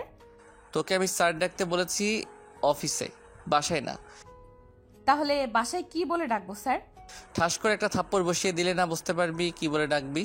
কেন, আমার গালটাকে তোমার সরকারি রাস্তা মনে হয়, যখন তখন খালি মারার চিন্তা করবে? এত বেশি কথা না বলে ফোনটা খুলে দেখ। মাইশা একটা ভিংচি কেটে বলল, আমি কি তোমার কাছে ফোন চেয়েছি? লাগবে না আমার তোমার ফোন, তুমি এটা বরং আলিয়াকে দিয়ে দাও। আরিয়ান মাইশার হাতে ফোনটা ধরিয়ে দিয়ে বলল। আর একটা কথাও না বলে চুপচাপ ফোনটা ধর। মাইশা কিছু বলতে যাবে তখনই আরিয়ান চোখ গরম করে তাকালো মাইশার দিকে। মাইশা ভয় পেয়ে আর কিছু বলল না। আরিয়ান ওখান থেকে চলে গেল। আরিয়ান সেখান থেকে চলে যেতেই মাইশা কিছুটা রাগ নিয়ে আলিয়াকে বলল। এই আলিয়া, তোর ভাইটা এমন কেন রে? সব সময় আমার উপর একটা খবরদারি ফলানোর চেষ্টা করে। তুইও ভাইয়ার উপর খবরদারি ফলা না, কে নিষেধ করেছে? ওর মতো একটা আইলার উপর খবরদারি ফলাতে আমার বয়েই গেছে। মাইশার কথা শুনে আলিয়া মুচকে হাসি দিল আর মনে মনে বলল, সময় হলে ঠিকই খবরদারি ফলাবি, যে সময়টা খুব নিকটে। রাতে খাওয়া দাওয়া শেষ করে মাইশা নিজের রুমে গিয়ে ফোনের বক্সটা খুলল। ফোনটা মাইশার খুব পছন্দ হলো। লেমন কালারের একটা ফোন। ফোনটা দেখেই মাইশা বুঝতে পারলো ফোনটা অনেক দামি। সাথে একটা সিম কার্ডও দেখতে পেল। মাইশা একটা মুচকে হাসি দিয়ে মনে মনে আওড়ালো, আরিয়ান যেন কেমন একটা মানুষ, নিজের সিম ভেঙে ফেললো, ফোন ফেলে দিল, আবার নিজেই কিনে এনে দিল। ওকে বুঝে ওঠা বড় দায়। পরদিন সকালবেলা পার্টিতে যাবার জন্য একটাও ড্রেস সিলেক্ট করতে পারছিল না মাইশা। আলমারি থেকে সমস্ত ড্রেস বের করে পুরো বিছানায় ছড়িয়ে রেখেছে। তারপরও একটা ড্রেসও তার পছন্দ হচ্ছে না। ওই যে কোথাও যাবার আগে মেয়েদের যেই রকম প্রবলেম, আমার তো কোনো ড্রেস নেই, আমি কি পরে যাব? সেম মাইশার ক্ষেত্রেও হলো। হঠাৎ মাইশার চোখ গেল ওর ড্রেসিং টেবিলের উপরে রাখা দুটো শপিং ব্যাগের দিকে। তখনই মাইশার মনে পড়ে গেল এই শপিং ব্যাগে আরিয়ান তো তার জন্য পার্টিতে যাওয়ার জন্য ড্রেস নিয়ে এসেছিল। মাইশা শপিং ব্যাগটা হাতে নিয়ে ড্রেসটা বের করে তো ওর চোখ একদম কপালে উঠে গেল। গ্রে কালারের একটা গাউন, গাউনটার উপরে হোয়াইট কালারের স্টোন বসানো, জরি সুতার কাজ করা। দেখেই বোঝা যাচ্ছে এটা খুব এক্সপেন্সিভ আর স্পেশাল অর্ডার দিয়ে বানানো। তারপর মাইশা অন্য শপিং ব্যাগটা খুলে দেখলো গাউনের সাথে ম্যাচিং করা খুব এক্সপেন্সিভ সব অর্নামেন্টস। মাইশা গাউন আর অর্নামেন্টসগুলোর দিকে তাকিয়ে ভাবছে, এত দামি একটা গাউন আর অর্নামেন্টস আরিয়ান কেন শুধু শুধু কিনতে গেল ওর জন্য? ওর যা ছিল তাতেই তো সে পার্টিতে অ্যাটেন্ড করতে পারত। আরও অনেক কথা ভাবতে লাগলো মাইশা। তখনই মাইশার রুমে আলিয়া ঢুকলো। আলিয়া গাউন আর অর্নামেন্টসগুলো দেখে বলল, ওয়াও, কি সুন্দর গাউন আর অর্নামেন্টস, ভাইয়া দিয়েছে নিশ্চয়ই। মাইশা মাথা নাড়িয়ে হ্যাঁ সূচক জবাব দিল, সো নাইস। আসলে ভাইয়ার পছন্দ আছে বলতে হবে। তোকে খুব সুন্দর লাগবে মাইশা এগুলো পরলে। ধুর, এইগুলোর কি দরকার ছিল বলতো আলিয়া? ছিল, সে তুই বুঝবি না। আমারও তো বোঝার দরকার নেই। আচ্ছা শোন, ভাইয়ার অফিসে একটা কাজ আছে বিদায় ভাইয়া অনেক আগে অফিসে চলে গেছে। ভাইয়া গাড়ি পাঠিয়ে দিয়েছে, আমাদেরকে রেডি হয়ে সময় মতো চলে যেতে বলেছে। ঠিক আছে। আলিয়া মাইশার দিকে তাকিয়ে ভাবছে, তুই কবে যে ভাইয়ার ভালোবাসাটা বুঝবি মাইশা? আলিয়াকে মাইশার দিকে তাকিয়ে থাকতে দেখে মাইশা ওকে বলল, কি রে, এভাবে তাকিয়ে আছিস কেন? কিছু কি বলবি? না, তাড়াতাড়ি রেডি হয়ে নে। আলিয়া চলে গেল। মাইশা রেডি হতে শুরু করলো। এদিকে আরিয়ান একটা পুরাতন গোডাউনে ঢুকলো। ঢুকে চেয়ার নিয়ে একজনের সামনে বসলো। ওর সামনের লোকটির মুখ আর হাত পা বাঁধা। আরিয়ান ঠাস ঠাস করে কয়েকটা থাপ্পড় বসিয়ে দিল তার দুই গালে। আরিয়ানের চোখ দিয়ে যেন আগুন ঝরছে। আরিয়ানের ইচ্ছে করছিল ওর হাতের পিস্তলটা দিয়ে এখানেই ওকে শুট করে মেরে ফেলতে, কিন্তু আরিয়ান তা পারছে না। আরিয়ান ওর মুখের বাঁধনটা একজনকে খুলে দিতে বলল। আরিয়ান ওর হাতের পিস্তলটা লোকটার সামনে নাড়াচাড়া করতে করতে বলল, কি রে, কি ভেবেছিলি আমি কোনোদিন তোকে খুঁজেই পাবো না? হ্যাঁ, তুই ডাইরেক্ট আমার কলিজায় হাত দিয়েছিস। এবার বল কার কথায় তুই এই কাজটা করেছিলি? লোকটা চুপ করে আছে, কোনো কথা বলছে না। আরিয়ান পিস্তলটা ওর কপালের মাঝ বরাবর ধরে ওকে বলল, জাস্ট একবার ট্রিগারে চাপ দেবো, একটা গুলি যথেষ্ট, তারপর তুই ফিনিশ, আর তোর পরিবারও শেষ। এবার ঠিক করে ভেবে দেখ কি করবি, সত্যিটা বলবি নাকি শেষ হয়ে যাবি? লোকটা আকুতি মিনতি করে বলতে লাগলো, প্লিজ স্যার, প্লিজ আমাকে মারবেন না, আমার পরিবারের কোনো ক্ষতি করবেন না। আমার কিছু হয়ে গেলে আমার পরিবার শেষ হয়ে যাবে। ওকে, তোকে আমি মারবো না, ছেড়ে দেবো। তার আগে তুই সত্যিটা বল, কে তোকে হায়ার করেছিল? Tell me the truth right now. লোকটা ছোট করে একটা ঢোক গিলে বলল, স্যার, আমি ওনার চেহারা দেখিনি, ওনার সাথে শুধু আমার ফোনে কথা হয়েছিল। আমাকে এক লোকের মাধ্যমে উনি মাইশা ম্যাডামের ছবি দিয়ে আমাকে বলেছিলেন ওনাকে যে কোনোভাবে খুন করতে হবে, আর না হয় গুম করতে হবে। আমি সেই লোকের চেহারাও দেখিনি, কারণ উনি তখন একটা কালো মুখোশ পরেছিল। বুঝতে পেরেছি তোর বাঁচার কোনো ইচ্ছে নেই। ঠিক আছে, তাহলে তোর ইচ্ছেটা আমি পূরণ করে দেই। না স্যার, বিশ্বাস করুন স্যার, আমি সত্যি বলছি। বিশ্বাস না হলে আপনি আমার ফোনটা চেক করে দেখতে পারেন। ওই নাম্বার থেকে আমাকে কতবার কল দেওয়া হয়েছিল। আরিয়ান ফোনটা চেক করে দেখলো সত্যি একটা নাম্বার থেকে ওকে অনেকবার কল দেওয়া হয়েছিল। আরিয়ান সেই নাম্বারটাতে কয়েকবার কল দিল, কিন্তু বারবার ওই নাম্বারটা সুইচ অফ বলছে। তার মানে সে জেনে গেছে ওর হায়ার করা লোকটা আরিয়ানের কাছে ধরা পড়ে গেছে। কিন্তু কতদিন সে পালিয়ে বেড়াবে আরিয়ানের কাছ থেকে? আরিয়ান যেভাবেই হোক তাকে ঠিক ধরে ফেলবে, তারপর অনেক হিসাব তার সাথে বুঝে নেবে। আধ ঘন্টা পর মাইশা রেডি হয়ে আয়নার সামনে দাঁড়ালো। পুরো গাউন জুড়ে হোয়াইট স্টোন আর জড়ি সুতার কাজ, ম্যাচিং করা কানের দুল, ব্রেসলেট, চুলগুলো কিছুটা উঁচু করে বাঁধা, চোখে হালকা কাজল, হালকা লিপস্টিক আর হালকা মেকআপ, সব মিলিয়ে একদম কিউটের ডিব্বা। কিছুক্ষণ পর ওরা দুজন বাড়ি থেকে বেরিয়ে গেল। ওদের গাড়িটা অফিসের সামনে এসে থামলো। অফিসের ভিতরে ঢুকতেই মাইশার এক কলিগ সীমা মাইশার কাছে এসে বলল, ওয়াও দোস্ত, তোকে তো খুব সুন্দর লাগছে। সীমা হলো মাইশার খুব ক্লোজ এক ফ্রেন্ড। কিছুদিন আগেই মাইশার রেফারেন্সে সীমার এই অফিসে চাকরি হয়েছে। মাইশা সীমাকে জড়িয়ে ধরল। মাইশা আর সীমা কথা বলছিল, আর আলিয়া অফিসটাকে ঘুরে ঘুরে দেখছিল। হঠাৎ কেউ একজন আলিয়ার হাতে জোরে একটা টান দিয়ে আলিয়াকে এক পাশে নিয়ে গেল।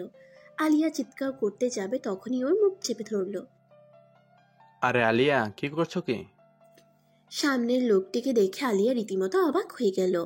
এই যে তার ভাইয়ের বন্ধু রাফাত। গতকালকে এই সাথেই ছাদে দাঁড়িয়ে কথা বলছিল আলিয়া।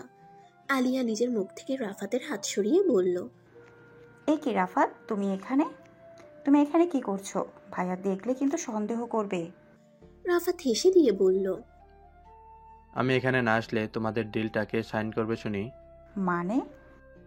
মানে আরিয়ানের ডিলটা আমাদের কোম্পানির সাথে হচ্ছে। সত্যি? হঠাৎ রাফাত আলিয়ার হাত ধরে এক টান দিয়ে নিজের বুকের সাথে মিশিয়ে নিল। আলিয়ার ঠোঁটের সাথে নিজের ঠোঁট হালকা ছুঁয়ে দিল। আলিয়া লজ্জা পেয়ে কিছুটা সরে গেল। কি করছো কি এসব রাফাত? আমার জানটাকে একটু আদর করলাম। হয়েছে এখন চলো যাওয়া যাক। মাইশা আমাকে না দেখলে পরে খোঁজাখুঁজি শুরু করবে। আরিয়ানের চোখ জোড়া মাইশাকে দেখার জন্য অধীর আগ্রহে অপেক্ষা করছিল। সেই মুহূর্তে মাইশা ভিতরে ঢুকলো। মাইশার দিকে অপলক দৃষ্টিতে তাকিয়ে আছে আরিয়ান। মাইশা ভিতরে ঢুকে দেখলো অনেকে কাপল ডান্স করছে। রাফাত তার এক হাত আলিয়ার দিকে বাড়িয়ে দিয়ে বলল, can I get the chance dance with my dream girl?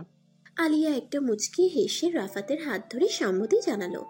একটা স্টাফ এসে সবার হাতে পার্টি মাস্ক দিল, কারণ এইটাই পার্টির স্পেশাল রুলস। সবাইকে আজ পার্টি মাস্ক পরেই ডান্স করতে হবে। লাইটস অফ হয়ে গেল, আর তখনই একজন ছেলে বলে উঠল, Hey guys, choose your partners and start your dance. সবাই যে যার মতো পার্টনার সিলেক্ট করে ডান্স করা শুরু করলো। মাইশা এক পাশে যে একটা চেয়ারে বসে আছে। মাইশার পাশে আরো কয়েকজন মেয়ে বসেছিল। কিছুক্ষণ পর ওদেরকে এসে কয়েকজন ছেলে ডান্স করতে প্রপোজাল দিতেই ওরাও ডান্স করতে চলে গেল। মাইশা এখন একাই বসে আছে। হঠাৎ মাস্ক পরা একজন লোক এসে মাইশার দিকে হাত বাড়িয়ে দিল। মাইশা উঠে দাঁড়ালো। হঠাৎ কেউ পিছন থেকে মাইশার হাত এক টান দিয়ে মাইশাকে নিজের বুকের সাথে মিশিয়ে নিল, আর আঙ্গুল তুলে সামনে থাকা লোকটিকে বলল, she is my partner, so get out from hair. লোকটার গলার কণ্ঠ শুনে মাইশা বুঝতে পারলো এটা আরিয়ান। মাইশা আরিয়ানের দিকে তাকালো। আরিয়ানকে খুব সুন্দর লাগছিল দেখতে। গ্রে কালারের স্যুট, প্যান্ট, ভিতরে কালো কালারের শার্ট, স্পাইক করা চুল, সব মিলিয়ে দারুণ লাগছিল আরিয়ানকে। আরিয়ান মাইশার কোমর শক্ত করে জড়িয়ে ধরে বলল, কি রে, খুব শখ না অন্য কারোর সাথে ডান্স করার? আজ দেখবো তুই কত ডান্স করতে পারিস। ছাড়ো, কেউ দেখে ফেলবে। Just shut up. আরিয়ানের ধমক খেয়ে মাইশা আর কিচ্ছু বলল না। ওরা ডান্স করতে লাগলো। প্রায় 1 ঘন্টা ডান্স করার পরে মাইশা অনেকটা হাঁপিয়ে গেল। প্লিজ ছাড়ো আমাকে, আর ভালো লাগছে না। আরিয়ান মাইশাকে আরো কাছে টেনে জোরে চেপে ধরে বলল, এইটুকুতে হাঁপিয়ে গেলে চলবে মাছরাঙা পাখি? তোর তো খুব শখ অন্য কারোর সাথে ডান্স করার, কর দেখি কত পারিস। দেখো, এটা তোমার ভুল ধারণা। আমি কারোর সাথে ডান্স করার জন্য মত দেইনি। লোকটা আমাকে অফার করেছিল, আমি না বলতেই যাচ্ছিলাম, তার আগেই তুমি এসে পড়েছিলে। কি শুনে কার কথা? আরিয়ান মাইশাকে জোর করে ধরে আবার নাচতে শুরু করলো। বেশ কিছুক্ষণ পর মাইশা আরিয়ানকে করুণ গলায় বলল, আমি আর পারছি না, প্লিজ।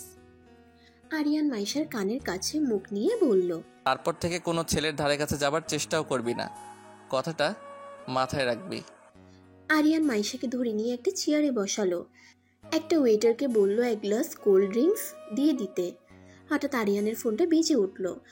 আরিয়ান ফোনে কথা বলার জন্য কিছুটা দূরে চলে গেল। আরিয়ান মাইশার কাছ থেকে চলে যেতেই পার্টিতে মাস্ক পরা একজন মাইশার দিকে তাকিয়ে একটা বাঁকা হাসি দিল। ওয়েটার কিছুক্ষণ পর মাইশাকে এক গ্লাস কোল্ড ড্রিঙ্কস এনে দিল। কোল্ড ড্রিঙ্কসটা খেয়ে মাইশার কেমন যেন লাগছিল। মাইশার চোখের সামনে সব যেন খোলা খোলা দেখতে পাচ্ছিল। হঠাৎ পিছন থেকে কেউ মাইশার মুখ চেপে ধরে। মাইশা অনেক চেষ্টা করেও নিজের মুখ থেকে তার হাত সরাতে পারছিল না। টেবিলে রাখা গ্লাসের সাথে মাইশার হাত লেগে গ্লাসটা নিচে পড়ে ভেঙে যায়। কিন্তু ভিতরে মিউজিক চলছিল, এই জন্য গ্লাস ভাঙার শব্দ কারো কান পর্যন্ত পৌঁছায়নি। এমনকি ভিতরে অন্ধকার ছিল বিধায় কেউ বিষয়টাও খেয়াল করেনি। লোকটা মাইশার মুখ চেপে ধরে মাইশাকে জোর করে ওখান থেকে অন্যদিকে নিয়ে গেল। তখনই ওখানে আরিয়ান চলে আসে। আরিয়ান মাইশাকে ওখানে না দেখে এদিক সেদিক খোঁজাখুঁজি শুরু করে। আরিয়ান কয়েকবার মাইশার নাম ধরে ডাকলো, কিন্তু ভিতরে মিউজিক চলার কারণে আরিয়ানের ডাক আরিয়ানের কানেই ফিরে আসছিল। আরিয়ান মিউজিক অফ করে দিয়ে রুমের লাইটস অন করতে বলে। হঠাৎ রুমের লাইট অন করাতে লোকটা মাইশাকে নিয়ে পালাতে পারেনি। আরিয়ান দেখলো মুখোশ পরা একটা লোক মাইশার মুখ চেপে ধরে আছে আর মাইশাকে নিয়ে যাওয়ার জন্য টানা হেঁচড়া করছে। অবস্থা বেগতিক দেখে লোকটা মাইশাকে একটা ধাক্কা মেরে সেখান থেকে দৌড়ে চলে যায়। আরিয়ান অফিসের কয়েকটা স্টাফকে বলল লোকটার পিছু নিতে।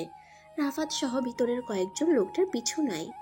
আরিয়ান মাইশার কাছে গিয়ে দেখলো মাইশা সেন্সলেস হয়ে গেছে আর মাইশার কপাল ফেটে রক্ত পড়ছে। কোল্ড ড্রিঙ্কসটা খেয়ে মাইশার কিছুটা নেশা ধরে গিয়েছিল, তাই তাল সামলাতে না পেরে ও সেই লোকটার ধাক্কায় ওয়ালের সাথে গিয়ে বাড়ি খেয়েছিল। আরিয়ান দ্রুত মাইশাকে কোলে নিয়ে গাড়িতে তুলে হসপিটালের দিকে চলে যায়। রাফাত আর অফিসের কয়েকটা স্টাফ অনেক চেষ্টা করেও লোকটাকে ধরতে পারেনি। লোকটা দৌড়ে দ্রুত একটা গাড়িতে বসে চলে গিয়েছিল। আলিয়া বাহিরে রাফাতের জন্য অপেক্ষা করছিল। রাফাতকে দেখা মাত্রই আলিয়া জিজ্ঞেস করলো, লোকটাকে ধরতে পেরেছো? না, অনেক চেষ্টা করলাম কিন্তু পালিয়ে গেল।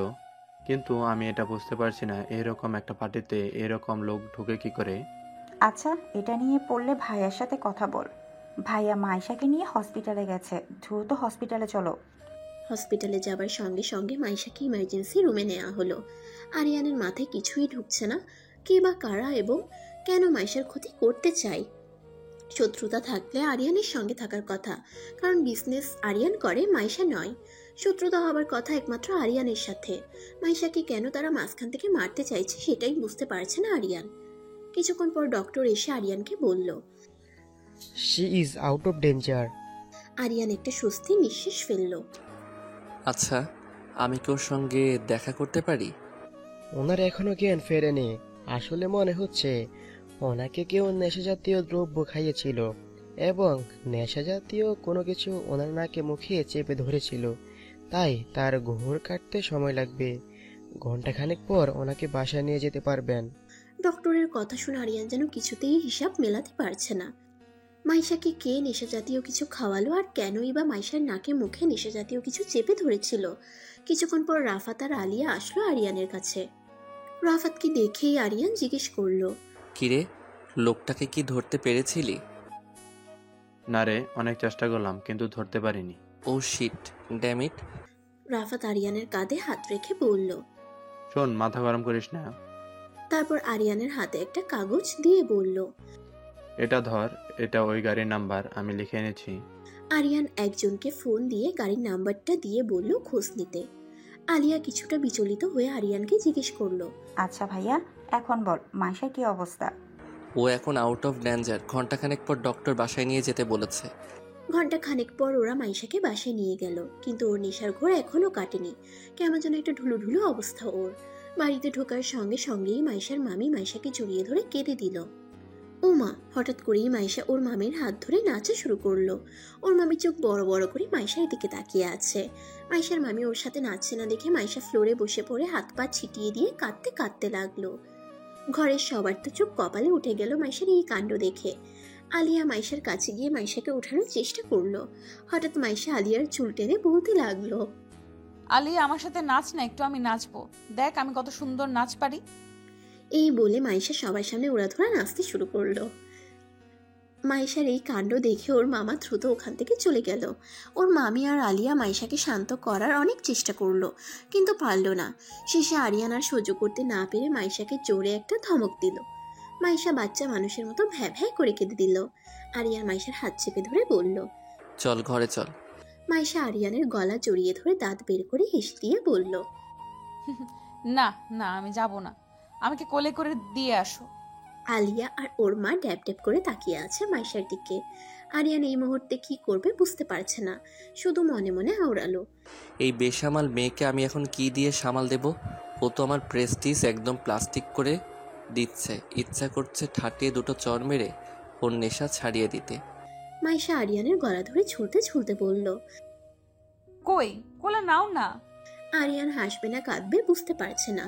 অবস্থা বেগতিক দেখে আরিয়ানের মা ওখান থেকে চলে গেল।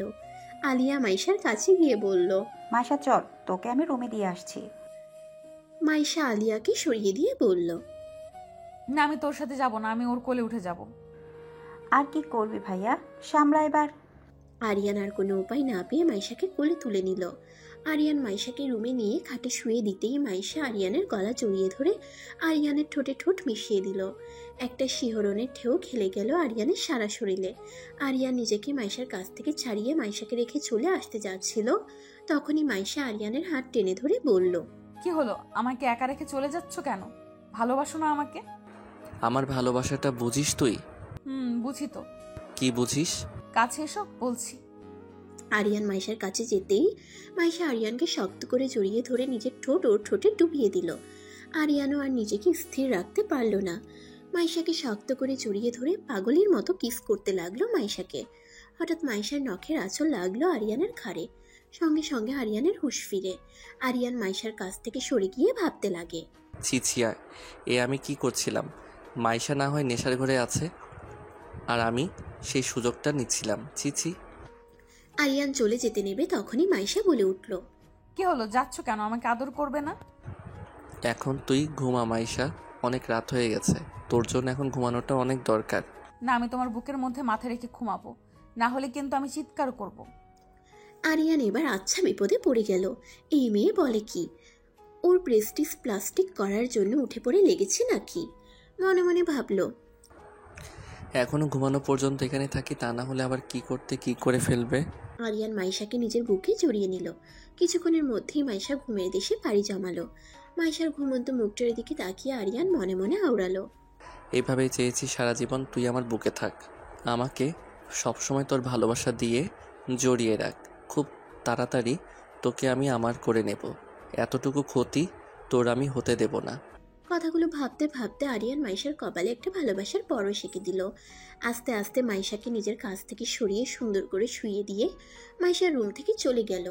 নিজের রুমে গিয়ে আরিয়ান বসে বসে ভাবছে, আজকে রাতের কথা মাইশাকে কিছুতেই জানতে দেয়া যাবে না, তাহলে শুধু শুধু নিজেকে দোষ দিবে আর লজ্জায় পড়ে যাবে মেয়েটা। আরিয়ান আয়নার সামনে দাঁড়ালো, দেখলো ওর ঘাড়ে মাইশার নখের আঁচড় পড়ে গেছে। অনেকটা ভালো লাগা কাজ করছে আরিয়ানের মধ্যে। এই প্রথম মাইশাকে এতটা কাছ থেকে ছুঁয়ে দেখেছে আরিয়ান। সারা জীবনের জন্য মাইশাকে এতটাই কাছে রাখতে চাই সে। কথাগুলো ভেবেই মনে মনে মুচকে হাসলো আরিয়ান। তখনই আরিয়ানের ফোনটা বেজে উঠল। আরিয়ান ফোন রিসিভ করতেই যা শুনলো তা শোনার জন্য মোটেও প্রস্তুত ছিল না। আরিয়ান ফোন ধরা মাত্রই তার ইনফর্মার তারেক তাকে বলল, স্যার, ওই গাড়িটা কেউ জঘন্যভাবে পুড়িয়ে ফেলেছে, তবে আমি যতটুকু খোঁজ নিয়ে জানতে পেরেছি ওই গাড়িটা। কথাটা বলেই তারেক থেমে গেল। আরিয়ান কিছুটা রাগান্বিত হয়ে বলল, কি হলো, থেমে গেলে কেন? আমি ভনিতা করা একদম পছন্দ করি না। তারেক আমতা আমতা করে বলল, স্যার, ওই গাড়িটা আপনার বন্ধু রাফাত স্যারের। কথাটা শুনে আরিয়ানের যেন হুঁশ উড়ে গেল। আরিয়ান যেন নিজের কানকে বিশ্বাস করতে পারছে না। কি শুনলো সে? হোয়াট রাবিশ, কি যা তা বলছো তুমি এসব? তুমি কি ঠিকভাবে খোঁজ নিয়েছো নাকি খোঁজ না নিয়েই আমাকে ইনফরমেশন দিচ্ছ? না স্যার, আমি একদম ঠিক বলছি। আমি যখন গাড়িটা খোঁজ নিয়েছিলাম তখন গাড়িটা একদম ঠিক ছিল। গাড়িটা একটা গ্যারেজে রাখা ছিল। আমি ভেবেছিলাম আগামীকালকে আপনাকে সেই কাছে নিয়ে যাব, কিন্তু হঠাৎ খবর পাই গাড়িতে কেউ পেট্রোল ঢেলে আগুন লাগিয়ে দিয়েছে। ওকে, তুমি ওই গ্যারেজের মালিকের সাথে বা লেবারের সাথে কথা বলে দেখো কোনো তথ্য পাও কিনা। স্যার, মালিক এখানে থাকে না, যে এই গ্যারেজটা দেখাশোনা করতো হঠাৎ করে সে মিসিং। কেউ তার খবর দিতে পারছে না সে কোথায় গেছে। আরিয়ানের মাথা যেন গোল গোল করে ঘুরছে। আরিয়ান আর কোনো কথা না বলে ফোন কেটে দিল। আরিয়ানের মাথায় কিছুই ঢুকছে না। এসব কি হচ্ছে তার সাথে? রাফাতের গাড়িতে করে মাইশাকে কিডন্যাপ করতে চাইলো। রাফাত আবার ওর গাড়ির নাম্বারই আরিয়ানকে দিল। সেই গাড়িটা কেউ পুড়িয়ে ফেললো। যার কাছ থেকে ইনফরমেশন পাওয়ার একটু আশা ছিল সেই গ্যারেজের লোকটাও পর্যন্ত মিসিং। কোনো কিছুরই হিসাব যেন মিলাতেই পারছে না আরিয়ান। তবে এই নিয়ে সকালেই রাফাতের সঙ্গে তার কথা বলতে হবে, তাহলে কিছুটা হলেও এর জট খুলবে। তবে মাইশাকে সব সময় আরিয়ানের চোখে চোখে রাখতে হবে। মাইশার কিছু হয়ে গেলে আরিয়ান একদম শেষ হয়ে যাবে। পরদিন সকালে মাইশার ঘুম ভাঙতেই মাইশা কেমন যেন একটা মাথা ঝিমঝিম আর মাথায় ব্যথা অনুভব করলো। মাইশা আস্তে আস্তে উঠে বসলো। মাইশা তার কপালে হাত দিতেই দেখলো ওর কপালে ব্যান্ডেজ করা। মাইশা অনেকটা ঘাবড়ে গেল। মাইশার কিছুই মনে পড়ছে না, কেন তার কপালে ব্যান্ডেজ করা আর সে কখন কিভাবে তার রুমে এলো। তার যতটুকু মনে আছে সে তো পার্টিতে ছিল আর কোল্ড ড্রিঙ্কস খেয়েছিল। তারপরে তার একটু মাথা ঝিমঝিম করছিল। তারপর আর কিছু মনে নেই মাইশার। মাইশা অনেকক্ষণ যাবৎ মনে করার চেষ্টা করলো, কিন্তু কিছুই মনে করতে পারলো না। তখনই মাইশার রুমে আলিয়া আসলো। কিরে মাইশা, এখন কি অবস্থা তোর? ভালো। আচ্ছা আলিয়া, আমি এখানে কি করে এলাম? আর আমার কপালে ব্যান্ডেজ করা কেন? কি হয়েছিল আমার? মাইশার কথা শুনে অনেকটা অবাক হলো আলিয়া। তবে আলিয়া এটা বুঝতে পারছে মাইশার কিছুই মনে নেই। আলিয়া একে একে সবকিছু বলল মাইশাকে। সব শুনে মাইশা কিছুক্ষণের জন্য থম মেরে রইল। মাইশা বুঝতে পারছে না কেন কেউ তার ক্ষতি করতে চাইছে। কি শত্রুতা তার মাইশার সাথে? কেন সে তার পিছনে পড়ে আছে? আলিয়া মাইশাকে আলতো করে ধাক্কা দিয়ে বলল, কিরে মাইশা, কি ভাবছিস? যা ফ্রেশ হয়ে আয়, মা টেবিলে নাস্তা দিচ্ছে, তুই এলেই একসাথে খাবো। আলিয়ার ডাকে ঘোর ভাঙে মাইশার। মাইশা ফ্রেশ হতে চলে যায়। কিছুক্ষণ পর মাইশা নাস্তার টেবিলে যায়। মাইশার মামি মাইশার দিকে নাস্তা এগিয়ে দিয়ে বলল, কি রে মাইশা, এখন ঠিক আছিস তো? কালকে যে খেলটা দেখালি তুই, তোদের ইয়াং জেনারেশনের এই একটাই দোষ, পার্টিতে গেলে ওইসব খেতে হয় তোদের। কথাগুলো শুনে মাইশা তার মামির দিকে অবাক হয়ে তাকিয়ে রইল। তার মামি কি বলছে কিছুই বুঝতে পারছে না মাইশা। কি এমন করলো মাইশা যে তার মামি তাকে এভাবে কথা শোনাচ্ছে? আলিয়া সঙ্গে সঙ্গে বলে উঠল, মা কি বলে যাচ্ছে, তখন থেকে খেতে দাও তো। তারপর ইশারা দিয়ে ওর মাকে থামতে বলল। মামি, তুমি এইভাবে আমার সাথে কথা বলছো কেন? কি করেছি আমি? বাদ দে তো মাইশা, মা মজা করছিল, মজাও বুঝিস না তুই। মাইশার মামি কোনো কথা না বলে কিছুটা রাগ দেখিয়ে ওখান থেকে চলে গেল। ওরা নাস্তা করতে শুরু করবে তখনই ওখানে আরিয়ান এলো। আরিয়ানকে দেখে আলিয়া বলে উঠল, কিরে ভাইয়া, তোর ঠোঁট ফুলে গেল কিভাবে? আর তোর গলায় ওগুলো কিসের দাগ? কথাটা শুনে আরিয়ান ভীষণ খেলো।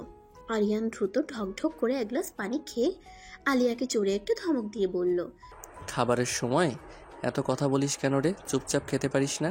যা বাবা, আমি আবার কি করলাম? আমি তো শুধু একটা কথা জিজ্ঞেস করলাম। আর একটা কথাও না বলে চুপচাপ খেয়ে ওঠ। মাইশাও ভালো করে খেয়াল করে দেখলো আরিয়ানের ঠোঁটটা ফুলে আছে আর গলায় কিছু আঁচড়ের দাগ। দেখে মনে হচ্ছে কারো নখের আঁচড়। মাইশার আর বুঝতে বাকি নেই এইগুলো কিভাবে হলো। আর কত মিথ্যা বলবে তুমি? আমার উপর খবরদারি দেখিয়ে অন্য মেয়ের জীবনে জড়িয়েছ। ছেলেরা এমনই হয়, ওদের ভেতরে এক আর বাহিরে আরেক। কথাগুলো ভাবতে ভাবতেই মাইশার চোখে পানি এসে জমা হলো। সবার নজর এড়িয়ে মাইশা চোখের পানিটা মুছে নিল। আরিয়ান তাড়াহুড়ো করে কোনো রকমে নাস্তা করে চলে যাচ্ছিল। তখনই আরিয়ানের মা পিছন থেকে ডাক দিয়ে বলল, কিরে আরিয়ান, তুই তো কিছুই খেলি না, আর এত তাড়াহুড়ো করে কোথায় যাচ্ছিস? আমার একটু কাজ আছে মা। আরিয়ান চলে যেতে নিয়ে ঘুরে দাঁড়িয়ে মাইশাকে বলল, মাইশা, তুই সুস্থ না হওয়া পর্যন্ত তোর অফিসে যেতে হবে না। আমি অন্য কাউকে দিয়ে কাজগুলো করিয়ে নেব। আর হ্যাঁ, আমার পারমিশন ছাড়া তুই এক পাও বাহিরে কোথাও যাবি না। কথাগুলো বলে আরিয়ান চলে গেল। মাইশার প্রচন্ড রাগ হচ্ছে আরিয়ানের কথা শুনে। মাইশা ভাবছে, তুমি নিজেকে খুব চালাক মনে করো, তাই না? উপরে উপরে এমন ভাব দেখাও যেন আমাকে খুব কেয়ার করো, আর ভেতরে ভেতরে অন্য কারোর প্রতি আসক্ত হয়ে আছো। আমি চাই না তোমার এমন কেয়ার। আমি এখন থেকে আমার মতো করেই চলবো, আর তুমি তোমার মতো। আমার প্রতি কোনো রকম অধিকার ফলাতে দেব না তোমাকে। বুঝেন ঠেলা, যার জন্য করে চুরি সেই বলে চোর। যার জন্য আরিয়ানের ঠোঁট ফুলল, আছর খেলো, সে এখন আরিয়ানকে ভুল বুঝছে। এই হলো ভালোবাসার এক সমস্যা। এ ওকে সন্দেহ করে তো ও ওকে সন্দেহ করে। যাই হোক, ওরা যা মন চাই করুক, আমরা গল্পে ফিরি। আরিয়ান রাফাতের বাসায় গেল, গিয়ে শুনল রাফাত বাসায় নেই। ওকে পুলিশ স্টেশনে ডেকেছে। আরিয়ান দ্রুত রাফাতের বাসা থেকে বেরিয়ে পুলিশ স্টেশনের দিকে চলে গেল। সেই পোড়া গাড়ির ভিতর পুলিশ একজনের পোড়া লাশ পেয়েছে। পুরো লাশটার এমন অবস্থা হয়েছে যে লাশটাকে কিছুতেই শনাক্ত করা যাচ্ছে না। পুলিশ লাশটাকে মর্গে পাঠিয়ে দিল। সমস্ত ফর্মালিটিস শেষ করে যদি লাশের পরিবারের কোনো সন্ধান পাওয়া যায় তাহলে লাশ তাদের কাছে হ্যান্ডওভার করবে, আর না হয় দাফন সম্পন্ন করে ফেলবে। আরিয়ান পুলিশ স্টেশনে গিয়ে দেখল রাফাতকে পুলিশরা কোনো একটা বিষয়ে জেরা করছে। রাফাত আরিয়ানকে দেখা মাত্রই বলে উঠল, আরিয়ান, তুই এসেছিস? আমাকে বাঁচা ভাই, আমি দারুণভাবে ফেঁসে গেছি। কেন, কি হয়েছে? দেখ না ভাই, এরা কিসব বলছে। এরা বলছে আমার গাড়িতে নাকি কারো একটা পুরা লাশ পাওয়া গেছে। আমি তো এই ব্যাপারে কিছু জানি না। কি করে গাড়িটা ওখানে পৌঁছালো, কে গাড়িতে আগুন লাগিয়ে দিল, আর কিভাবে পুড়ে মারা গেল। আমি তো গাড়িটা ঠিক করার জন্য গ্যারেজে দিয়েছিলাম। বিশ্বাস কর, আমি কিছু জানি না এই ব্যাপারে। রাফাতের কথা শুনে তো আরিয়ান রীতিমতো ভরকে গেল। মানে কি বলছিস কি তুই এইসব? পুলিশ অফিসার সাব্বির রাফাতকে ধমকের স্বরে বলল, তাহলে আপনার গাড়িটা কি ওখানে হেঁটে হেঁটে গেছে? আরিয়ান পুরো বিষয়টা জানতে চাইল সাব্বিরের কাছে। সাব্বির বলল, সকালের একজন লোক থানায় ফোন দিয়ে বলল একটা গাড়ি এক জায়গায় পুড়ে পড়ে আছে, হয়তো বা রাত্রেবেলায় কেউ গাড়িতে আগুন লাগিয়ে দিয়েছিল। পুলিশ যখন গাড়িটা চেক করলো তখন তাতে একটা পোড়া লাশ পাওয়া গেছে। আমরা খোঁজ নিয়ে জানতে পেরেছি সেই গাড়িটা মিস্টার রাফাতের। সুতরাং সেই হিসেবে ওনাকে আমরা জিজ্ঞাসাবাদ করছি। দেখুন অফিসার, কেউ আমাকে চরমভাবে ফাঁসাচ্ছে। আমি এ সম্পর্কে কিছু জানি না। আমার গাড়িটায় সমস্যা দেখা দেওয়াতে আজকে প্রায় 1 সপ্তাহ যাবৎ আমার গাড়িটা গ্যারেজে সার্ভিসিংয়ের জন্য দিয়েছিলাম। তারপরে এর মধ্যে আর খবর নেওয়ার সময় পাইনি। আপনার যদি বিশ্বাস না হয় তাহলে ওই গ্যারেজের লোকজনের সাথে আপনি জিজ্ঞেস করে দেখতে পারেন। আপনি কি মনে করেন পুলিশ এতই বোকা? পুলিশকে এইসব শিখিয়ে দিতে হবে সে কখন কোন কাজ করবে? আশেপাশের সব গ্যারেজে খোঁজ নেওয়া হয়েছে, এমন কোনো গাড়ি মিসিং হয়নি কোনো গ্যারেজ থেকে। আরিয়ান যেন দর্শকের মতো সব খালি শুনছিল আর দেখছিল। আরিয়ান ভালো মতোই জানে সেই গ্যারেজ খুঁজে পেলেও তার কোনো তথ্য পাওয়া যাবে না, কারণ গ্যারেজের লোক মিসিং। আরিয়ান সাব্বিরকে বলল, নিশ্চয়ই কোথাও না কোথাও ভুল হচ্ছে। কেউ রাফাতকে ফাঁসাতে চাইছে। তা না হলে রাফাত কেন এই রকম একটা ভুলভাল কাজ করবে? কোনো না কোনো বড় ধরনের চক্রান্ত হচ্ছে এর পিছনে। আপনারা আপনাদের মতো ইনভেস্টিগেশন করুন, তারপর বাকিটা যা করার আপনারাই করবেন। সাব্বির রাফাতকে উদ্দেশ্য করে বলল, সেটা তো অবশ্যই করব, কিন্তু সেই পর্যন্ত মিস্টার রাফাত আপনি এলাকা ছেড়ে কোথাও যাবেন না। আর যখনই ডাকবো তখনই আপনাকে এখানে আসতে হবে। এবার আপনি আসতে পারেন। ওরা ওখান থেকে চলে গেল। হাজারো চিন্তা আরিয়ানের মাথায় ঘুরপাক খাচ্ছে। তবে আরিয়ান এটা বুঝতে পারছে এই সব কিছুই মাইশাকে ঘিরেই হচ্ছে। কেউ একজন খুব শক্তভাবে কলকাঠি নাড়ছে তাদের পেছনে। কিন্তু কেন? এর উত্তরটাই আরিয়ানকে খুঁজে বের করতে হবে। মাইশা উদাস মনে ছাদে দাঁড়িয়ে আছে। মাসে কেউ নেই। আলিয়া গেছে ওর এক বান্ধবীর বাসায়। ওর মামা আর মামি গেছে ডাক্তারের কাছে। আর আরিয়ান তো এখনো বাসায় ফেরেনি। একা একা ভালো লাগছিল না, তাই মাইশা ছাদের এক কোণে এসে দাঁড়িয়ে আছে। আরিয়ানের ঠোঁটের ফোলা আর গলায় আঁচড়ের দাগ খুব ভাবাচ্ছে মাইশাকে। মাইশার মনের মধ্যে যেন ঝড় চলছে। এমন এক ঝড় যা মাইশা ইচ্ছা করলেও থামাতে পারছে না। মুহূর্তেই মাইশার চোখ দুটো ঝাপসা হয়ে এলো। হঠাৎ মাইশার মনে হলো ওর পিছনে কেউ দাঁড়িয়ে আছে। মাইশা পিছনে ঘুরে দেখলো আরিয়ান। আরিয়ানকে দেখেই মাইশা ওখানে আর এক মুহূর্তও না দাঁড়িয়ে মুখ ঘুরিয়ে চলে যাচ্ছিল। তখনই আরিয়ান মাইশার হাত ধরে ওর হাতে জোরে একটা টান দিয়ে আরিয়ানের কাছে নিয়ে আসলো। মাইশা আরিয়ানের বুকের উপর এসে পড়ল। আরিয়ান দেখলো মাইশার কপালে কিছু চুল এলোমেলো হয়ে সামনে এসে পড়েছে। আরিয়ান মাইশার কপালে আসা এলোমেলো চুলগুলো সরিয়ে দিয়ে বলল, কিরে, এইভাবে মুখ ঘুরিয়ে কোথায় চলে যাচ্ছিস? মাইশার মোটেও ইচ্ছা করছিল না আরিয়ানের সাথে কথা বলতে। মাইশা আরিয়ানের কাছ থেকে নিজেকে ছাড়ানোর চেষ্টা করলো, কিন্তু পারল না। আরিয়ান আরো শক্ত করে মাইশাকে চেপে ধরল। ছাড়ো আমাকে, ছাড়ো বলছি। না, ছাড়বো না। গতকালকে রাত্রে তো ছাড়তেই চাচ্ছিলি না, আর এখন এমন করছিস কেন? মানে কি যাতা বলছো তুমি? কালকে রাতের কথা সব ভুলে গেলি? শোনো, গতকাল রাতে এমন কিছুই হয়নি যেটা আমাকে মনে রাখতে হবে। ও রিয়েলি? তাহলে তো তোকে একটু মনে করিয়ে দিতেই হয় গতকাল রাতের কথা। মানে? আরিয়ান আর কোনো কথা না বলে সোজা মাইশার ঠোঁটে নিজের ঠোঁট ডুবিয়ে দিল। মাইশা ওর হাত দিয়ে আরিয়ানের পিঠে কিল ঘুষি মারতে লাগলো। বেশ কিছুক্ষণ পর আরিয়ান মাইশাকে ছেড়ে দিল। মাইশা আরিয়ানকে ধাক্কা মেরে কিছুটা দূরে সরে গেল। খুব ঘৃণা হচ্ছে মাইশার আরিয়ানের প্রতি। কত মেয়ে লাগে আরিয়ানের জীবনে, এক মেয়েতে কি তৃপ্তি ওর হয় না? কালকে তো খুব মজা নিয়ে একজনের সাথে রোম্যান্স করেছে, আর আজকে মাইশা। ছেলেরা মনে হয় এমনই হয়। আরিয়ান একটা ডেভিল মার্কা হাসি দিয়ে বলল। কিরে, এইবার কিছু মনে পড়েছে? মাইশা নিজের রাগটাকে কিছুতেই কন্ট্রোল করতে পারে না, তাই মাইশা কিছুটা চেঁচিয়ে আরিয়ানকে বলল, নেক্সট টাইম কখনো আমাকে টাচ করার চিন্তাও করবে না, কারণ আমি চাই না আমাকে এমন একজন টাচ করুক যার জীবনে অন্য আরো অনেক মেয়ে আছে। আর শোনো, আমার না কোনো কিছু মনে করার দরকার নেই। মাইশার কথা শুনে আরিয়ানের খুব রাগ হচ্ছে। কি বলছে এইসব মাইশা? আরিয়ান আজ পর্যন্ত মাইশা ছাড়া কোনো মেয়ের দিকে তাকায়নি পর্যন্ত, টাচ করা তো দূরের কথা। আরিয়ান মাইশাকে একটা ধমক দিয়ে বলল, হোয়াট ইজ দিস মাইশা? এসব আলতু ফালতু কথা বন্ধ করো, ওকে? ও আচ্ছা, তুমি করতে পারবে আর আমি বললেই সেটা আলতু ফালতু হয়ে গেল? আরিয়ান সঙ্গে সঙ্গে মাইশার কাছে গিয়ে মাইশাকে দেয়ালের সাথে চেপে ধরে বলল, নিষেধ করেছি না কোনো রকম আলতু ফালতু কথা না বলতে? এই আরিয়ান চৌধুরী এমন কোনো কাজ করেনি যার জন্য তুই আমার দিকে আঙুল তুলবি। আমাকে ছাড়ো বলছি না, তোমার সাথে কথা বলার কোনো ইচ্ছে নেই আমার। তাহলে কার সাথে কথা বলার ইচ্ছে আছে? ওই রিয়াদের সাথে? যার সাথেই থাকুক না কেন, অন্ততপক্ষে তোমার সাথে নেই। চুপ, একদম চুপ। তোর সমস্ত কথা শুধুমাত্র আমার সাথে, এই আরিয়ান চৌধুরীর সাথে। আমার সাথে ছাড়া দ্বিতীয় কোনো ছেলের সাথে তোর কোনো কথা থাকতে পারে না। কথাটা মাথায় ঢুকিয়ে নে। কথাগুলো বলে আরিয়ান কিছুটা রাগ দেখিয়ে ওখান থেকে হনহন করে চলে গেল।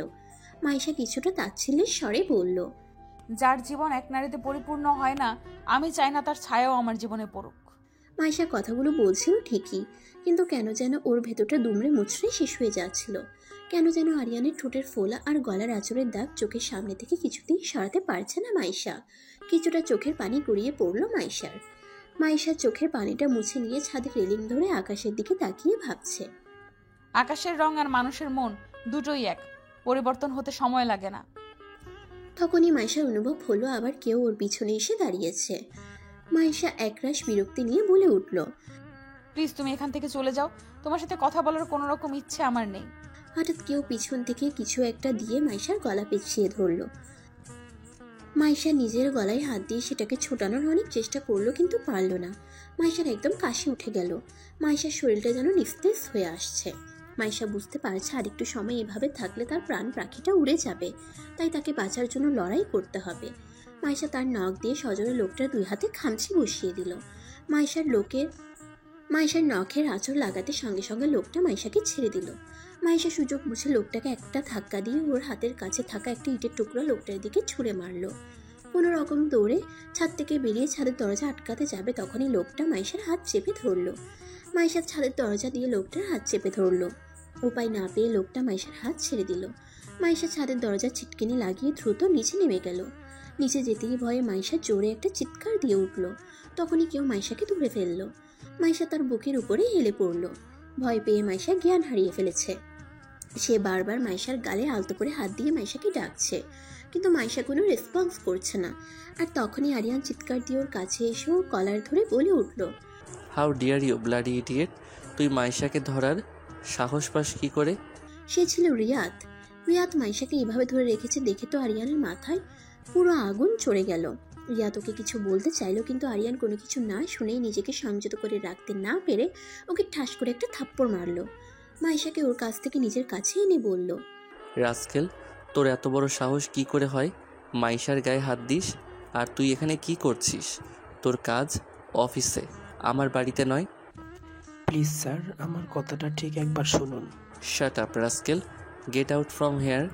রিয়াদ অনেকবার রিকোয়েস্ট করলো তার কথা শোনার জন্য, কিন্তু আরিয়ান রিয়াদের কোনো কথা না শুনে রিয়াদের সাথে চরমভাবে খারাপ ব্যবহার করে যাচ্ছে। শেষে রিয়াদ বাধ্য হয়ে কিছুটা চেঁচিয়ে আরিয়ানকে বলল, দেখুন স্যার, কারো কাছ থেকে কোনো বিষয়ে না জেনে না বুঝে তার গায়ে হাত তোলা বা তার সাথে এরকম ব্যবহার করা উচিত নয়। এই তোর মতো সামান্য একটা ম্যানেজারের কাছ থেকে আমাকে ব্যবহার শিখতে হবে? তুই একে তো আমার পারমিশন ছাড়া এই বাড়িতে ঢুকেছিস, দ্বিতীয়ত তুই মাইশার গায়ে হাত দিয়েছিস। তোকে তো আমি মাত্র একটা থাপ্পড় মেরেছি। এখানে যদি আর 1 সেকেন্ডও দাঁড়াস তাহলে তোর সাথে যে আমি কি করব তা আমি নিজেও জানি না। দেখুন স্যার, মাইশা ম্যাডামের গায়ে আমি ইচ্ছে করে হাত দেইনি। আমি বাড়িতে ঢোকার পরেই হঠাৎ মাইশা ম্যাডামের চিৎকারের আওয়াজ শুনতে পাই। আমি সিঁড়ি দিয়ে উপরে ওঠার পরে উনি আমার কোলে ঢলে পড়েন। রিয়াদের কথায় এতক্ষণে আরিয়ানের হুঁশ ফিরল। বাসায় তো কেউ ছিল না। আরিয়ান অফিসে যাওয়ার জন্যই বেরিয়েছিল। ভুলবশত গাড়ির চাবিটা বাসায় রেখে গিয়েছিল বিধায় আবার বাসায় ফিরে এসেছিল চাবি নিতে। রিয়াদের কথা মোতাবেক মাইশা যদি উপরে থাকে আর ও তো সেন্সলেসও হয়ে গেছে, তাহলে দরজা খুলল কে? আরিয়ান মাইশার দিকে তাকিয়ে দেখলো মাইশার এখনো কোনো রেসপন্স নেই। আরিয়ান মাইশাকে কোলে তুলে নিয়ে ওর রুমে নিয়ে গিয়ে শুয়ে দিল। আরিয়ান নিজেকে কিছুটা সংযত করে রিয়াদকে বলল, তুমি এই বাড়িতে কেন এসেছো? আর মাইশা দরজা না খুললে তুমি কি করে ভেতরে ঢুকলে? স্যার, আমি তখন থেকে আপনাকে সেটাই বলার চেষ্টা করছিলাম, কিন্তু আপনি তো আমার কোনো কথাই শুনতে ছিলেন না। এত কথা রেখে আমি যা জিজ্ঞেস করছি তার উত্তর দাও। স্যার, খুব ইম্পর্ট্যান্ট একটা ফাইল আপনাকে দিয়ে সাইন করানো দরকার ছিল। আপনার সাইন ছাড়া ফাইলটা আমি রেডি করতে পারছিলাম না। আপনি অফিসে আসেননি বিধায় আপনাকে আমি কয়েকবার কল দিয়েছিলাম, কিন্তু আপনি তো কল রিসিভ করেননি। তাই বাধ্য হয়ে আপনার বাসায় আমাকে আসতে হয়েছিল। কিন্তু বাসায় আসার সঙ্গে সঙ্গে দেখলাম আপনাদের বাসার দরজাটা খোলা। ভিতরে ঢুকতেই হঠাৎ মাইশা ম্যাডামের চিৎকারের আওয়াজ পাই। আমি উপরে যেতেই উনি সেন্সলেস হয়ে আমার উপর ঢলে পড়েন, আর তখনই আপনি চলে আসেন। আরিয়ান বিড়বিড় করে বলল, ও শিট ড্যামিট, এত বড় একটা ভুল আমি কি করে করলাম? রাগের মাথায় বাসার দরজা ঠিকমতো না লাগিয়েই আমি চলে গিয়েছিলাম। সেই সুযোগে কেউ বাসায় ঢুকে মাইশার উপরে আক্রমণ করেছে। আরিয়ান রিয়াদের হাত থেকে ফাইলটা নিয়ে সাইন করে দিয়ে রিয়াদকে চলে যেতে বলল। রিয়াদ চলে যেতে গিয়ে আবার ঘুরে দাঁড়িয়ে আরিয়ানকে বলল, স্যার, একটা কথা বলি। আমি জানি না যে এমন কি হয়েছিল যার কারণে মাইশা ম্যাডাম হঠাৎ এমন চিৎকার দিয়ে উঠেছিল, আর কেউ কি বাড়ির ভিতরে ঢুকেছিল কিনা সেটাও জানি না। যদি কেউ ঢুকেই থাকে তাহলে সে দারোয়ানের চোখ এড়িয়ে কিভাবে ঢুকলো? যদি স্যার সম্ভব হয় একটু খোঁজ নেবেন।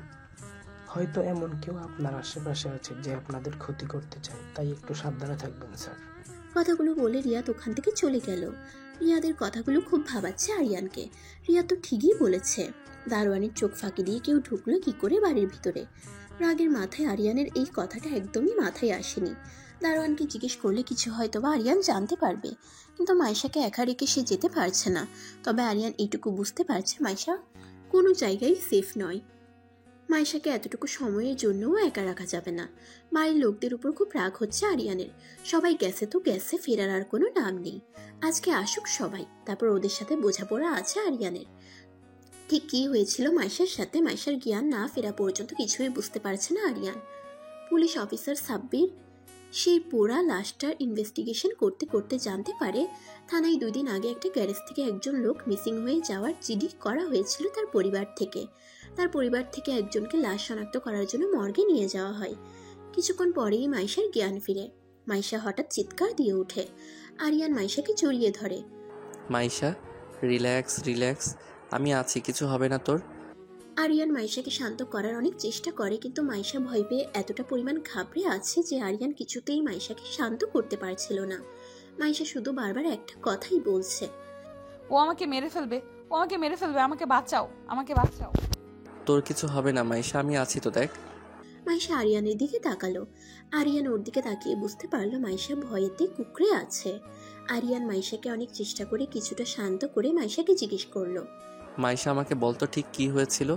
মাইশা আরিয়ানকে সবটা খুলে বলল।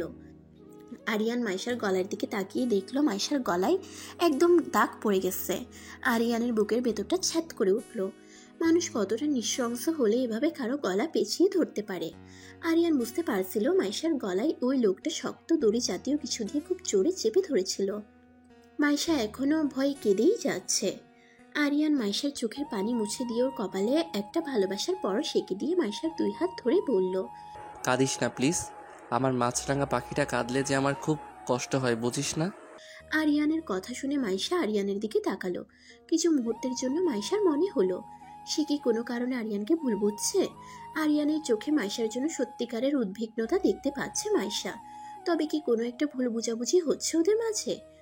আলিয়া অনেকক্ষণ ধরে দেখে যাচ্ছে রাফাত চিন্তা মগ্ন হয়ে কি যেন ভাবছে। আলিয়া মূলত রাফাতের সঙ্গেই দেখা করতে এসেছে বান্ধবীর কথা বলে। রাফাত আর আলিয়ার সম্পর্কটা এখনো পর্যন্ত বাসায় কেউ জানে না। রাফাত জানাতে চেয়েছিল কিন্তু আলিয়া নিষেধ করেছে।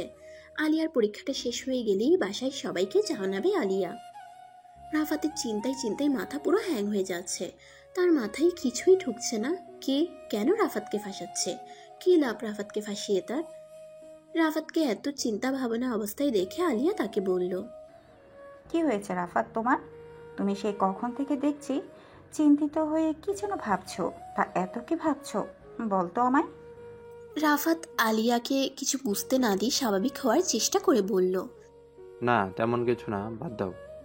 আলিয়া রাফাতের হাত ধরে বলল, যদি কোনো প্রবলেমে পড়ে থাকো আমাকে নির্দ্বিধায় বিশ্বাস করে বলতে পারো।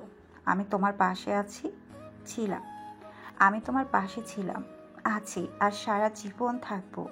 রাফাত ভাবছে, আমি কি করে বলবো আলিয়া তোমাকে যে আমার গাড়িতে কারো পোড়া লাশ পাওয়া গেছে? বলার মতো কিছু হলে তোমাকে অবশ্যই বলতাম। আমি তো নিজেই ব্যাগুরত্ব হয়ে গেছি, তোমাকে আর কি বলবো? এই কি হলো তোমার? কি ভাবছো আবার? আলিয়ার ডাকে ঘোর ভাঙে রাফাতের। না কিছু না, আসলে ভাবছিলাম ব্যবসাটা কি করে আরো দূরে এগিয়ে নেওয়া যায়। এত ভেবো না তো, পরে দেখা যাবে। আমাকে ভুলে গিয়ে সারাদিন ব্যবসা নিয়ে পড়ে আছো। রাফাত খুব জোর করে তার ঠোঁটের কোণে কিছুটা হাসি আনার চেষ্টা করলো। আচ্ছা শোনো, এখন আমাকে উঠতে হবে, অনেকক্ষণ হয়েছে এসেছি। মাইশা বাসায় একা আছে, এমনিতেও শরীরটা ভালো না। আচ্ছা চলো, তোমাকে আমি এগিয়ে দিয়ে আসি। রাফাতকে আজকে আলিয়ার কাছে অন্যরকম লাগছে। অন্যান্য দিন আলিয়া যেতে চাইলেও রাফাত তাকে ছাড়তে চায় না, আরও কিছুক্ষণ থাকতে বলে। কিন্তু আজ আলিয়ার এক কথাতেই রাফাত ওকে যেতে দিতে চাইছে। আসলে রাফাতের হয়েছেটা কি? কিন্তু আলিয়া এটুকু বুঝতে পারছে রাফাতের কিছু না কিছু অবশ্যই হয়েছে, যার জন্য রাফাতকে আজকে অন্যরকম লাগছে আর খুব চিন্তিতও মনে হচ্ছে। আলিয়া যেতে নিয়ে আবার দাঁড়িয়ে রাফাতকে বলল, আমি জানি না তোমার কি হয়েছে, তবে এইটুকু বলবো, যদি আমাকে ভালোবেসে থাকো আর বিশ্বাস করে থাকো, নির্দ্বিধায় আমার সাথে তোমার প্রবলেমটা শেয়ার করতে পারো। রাফাত আলিয়ার দু গালে আলতো করে ছুঁয়ে দিয়ে বলল, আরে পাগলি, কিছু হয়নি আমার, আই এম টোটালি ফাইন। এবার চলো, তোমাকে এগিয়ে দিয়ে আসি। আরিয়ানদের বাড়ি কিছুটা দূরে একটা লোক কারো একজনের সাথে ফোনে কথা বলছিল। আপনি কিছু চিন্তা করবেন না, আমি যেভাবেই হোক একটা কাজ কমপ্লিট করবই। আমি যে কাজ একবার নিয়েছি সে কাজ কখনো বিফল হয়নি, এই কাজেও হব না। হয়তোবা একটু সময় বেশি লাগছে, কিন্তু সফল হবই। লোকটা ফোনটা রেখে দিয়ে আরিয়ানের বাড়ির দিকে তাকিয়ে একটা হাসি দিয়ে মনে মনে আওড়ালো, কতদিন তুই ওকে আমার কাছ থেকে বাঁচাবি? ওকে যে আমার হাতে মরতেই হবে, আর সেই দিনটা খুবই নিকটে। কথাটা বলেই হো হো করে হাসতে লাগলো সে। সন্ধ্যার দিকে সবাই বাসায় চলে আসলো। সবাই বাসায় ফিরতেই আরিয়ান সবার উপর চেঁচামেচি শুরু করলো, তোমাদের কি কোনো সেন্স নেই? তোমরা সে কখন মাইশাকে বাসায় একা রেখে গিয়েছো?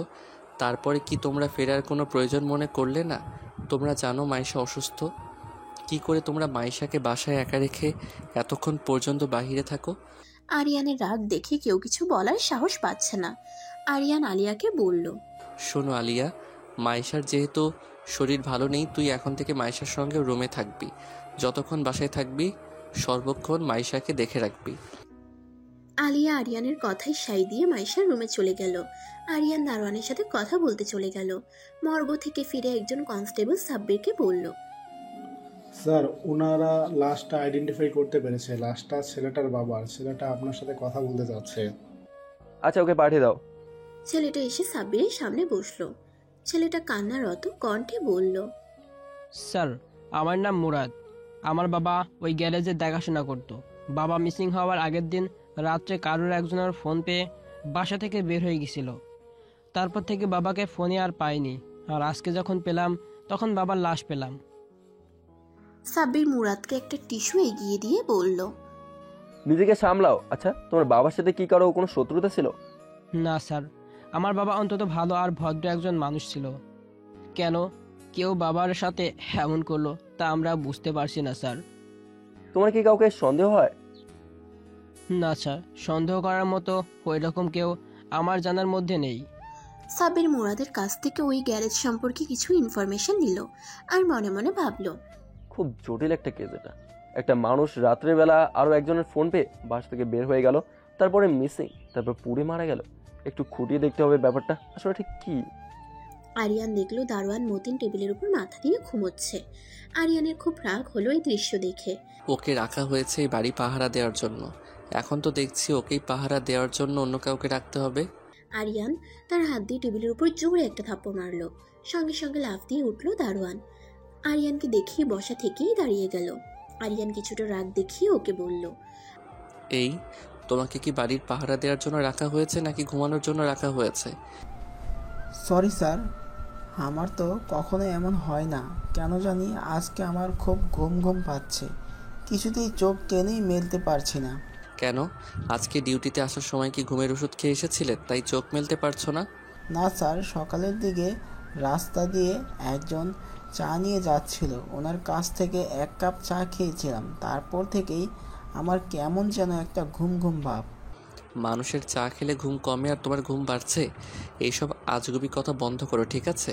আচ্ছা যাই হোক, শোনো, আমি বের হয়ে যাবার পরে কি বাড়িতে কেউ ঢুকেছিল? আরিয়ানের কথা শুনে মতিনের মুখটা কিছুটা শুকিয়ে গেল। মতিন চুপ করে আছে, কোনো কথা বলছে না। আরিয়ান আরও একবার একই প্রশ্ন জিজ্ঞেস করলো, কিন্তু মতিন কোনো উত্তর দিল না। এবার আরিয়ান জোরে একটা ধমক দিয়ে বলল, এই তোমাকে কি আমি পড়া জিজ্ঞেস করেছি যে পড়া পারছো না বলে মাথা নিচু করে আছো, চুপ করে আছো কেন? আমার প্রশ্নের উত্তর দাও। মতিন কি বলবে বুঝতে পারছে না, কারণ তখন তো সে টেবিলের উপর মাথা দিয়ে ছিমুচ্ছিল। তারপরও ভয়ে ভয়ে আমতা আমতা করে বলল, আসলে স্যার তখন আমার একটু ঝিমুনি এসেছিল, বিদায় টেবিলে মাথায় দিয়ে ঝিমিয়ে পড়েছিলাম। স্টুপিড কোথাকার, এবার তোমার চাকরিটাও আমি ছিনিয়ে দেই। মতিন আরিয়ানের হাত পায়ে ধরে বলতে লাগলো, না স্যার, প্লিজ স্যার, এই কাজটা করবেন না স্যার, তাহলে আমার বউ ছেলে মেয়ে না খেতে পেয়ে মারা যাবে স্যার, আর কখনো এমন হবে না স্যার। হঠাৎ করে আরিয়ানের চোখ গেল গেটের দিকে। আরিয়ান দেখলো গেটটা কোনো রকমের লাগানো, গেটে কোনো তালা নেই। সঙ্গে সঙ্গে আরিয়ান মতিনকে একটা ধমক দিয়ে বলল, কোনো একটা কাজ তোমাকে দিয়ে ঠিক মতো হয় না, গেটে তালা মারোনি কেন? এই মুহূর্তে গেটে তালা মারো। আরিয়ানের কথা শুনে রীতিমতো ঘাবড়ে গেল মতিন। আসলে তালা যে কোথায় সে নিজেও জানে না।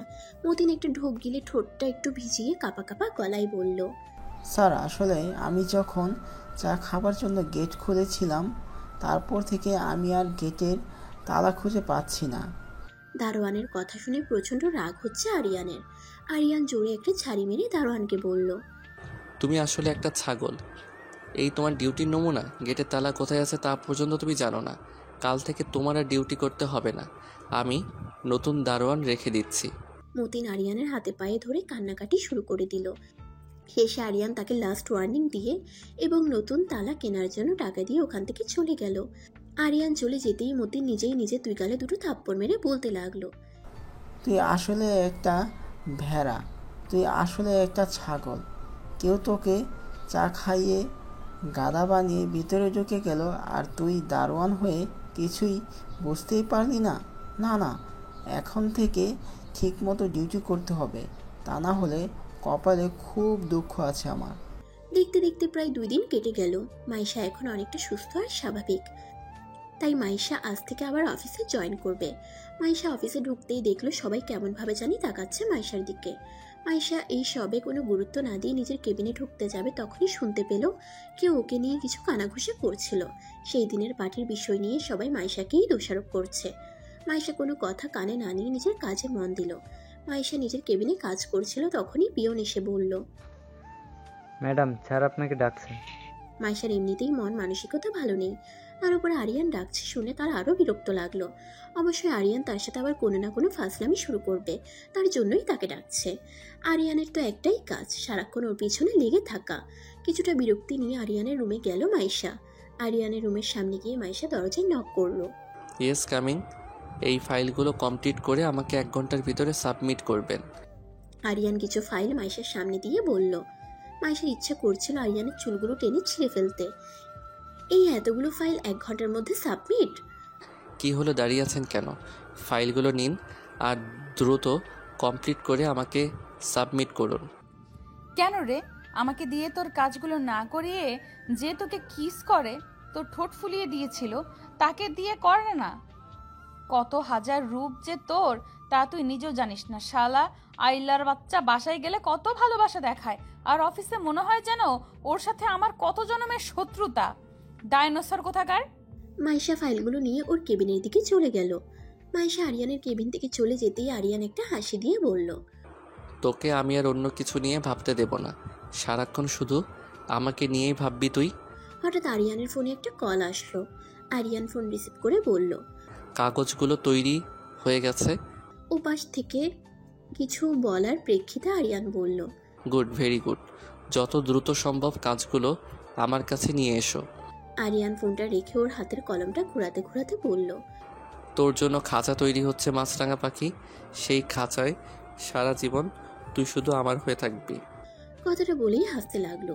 এদিকে সাব্বির ওই গ্যারেজে গিয়ে তদন্ত করে জানতে পারলো রাফাত ওই দিন ঠিকই বলেছিল। রাফাতের গাড়ি এই গ্যারেজে ছিল এবং এখান থেকেই মিসিং হয়েছে, কারণ রাফাতের গাড়ির নম্বর এখানকার রেজিস্টার খাতায় পেয়েছে সাব্বির। সাব্বিরকে দেখে ওই গ্যারেজের একজন লেবার সুমন প্রচণ্ড পরিমাণে ভয় পেয়ে গেল। ভয় পেয়ে সাব্বিরের চোখ এড়িয়ে পালাতে যাবে, তখনই সাব্বিরের সাথে আসা কনস্টেবল মিলন ওকে ধরে ফেললো। সাব্বির ওকে ঠাস ঠাস করে দুটো থাপ্পড় মেরে বলল, কিরে কোথায় পালাচ্ছিলি? কথায় আছে জানিস তো, চোরের 10 দিন আর গৃহস্থের 1 দিন। সুমন কেঁদে কেঁদে বলল, বিশ্বাস করুন স্যার, আমি কিছু করিনি, আমি কিছু জানি না। বাহ, তুই তো খুব অ্যাডভান্স। এখনো কোনো প্রশ্নই জিজ্ঞাসা করলাম না আর উত্তর দিয়ে দিলি, তার মানে তুই সব কিছুই জানিস। তারপর সাব্বির ওর হাতটা সুমনকে দেখিয়ে বলল, আমার এই হাতটা না খুব চুলকাচ্ছে জানিস তো, অনেকদিন ধরে কাউকে বেধড়ক মারতে পারে না, তো ভাবছি তোকে দিয়ে শুরু করব। সুমন ভয় পেয়ে কাঁপা কাঁপা গলায় বলল, না স্যার, মারবেন না স্যার, আমি যা জানি সব সত্যি সত্যি বলবো আপনাকে। এই তো বুঝতে পেরেছিস তাহলে। তবে একটা কথা শুনে রাখ, আমার না মিথ্যে কথায় আবার বদ হজম হয়, আর আমার যদি একবার বদ হজম হয় তাহলে তোর যে কী অবস্থা হবে তা তুই নিজেও জানিস না। না স্যার, আমি সব সত্যি বলবো। আসলে স্যার, কিছুদিন আগে মাস্ক পরা একজন লোক এসে আমার কাছে 2-3 দিনের জন্য একটা গাড়ি ভাড়া চেয়েছিল। তখন আমি আফজাল স্যারকে না জানিয়ে ওনাকে একটা গাড়ি ভাড়া দিয়েছিলাম। এর বেশি আমি আর কিছুই জানি না স্যার। তুই মাস্ক পরা লোকটার কোনো ডিটেলস দিতে জানিস বা ওকে কি তুই দেখিসনি? না স্যার।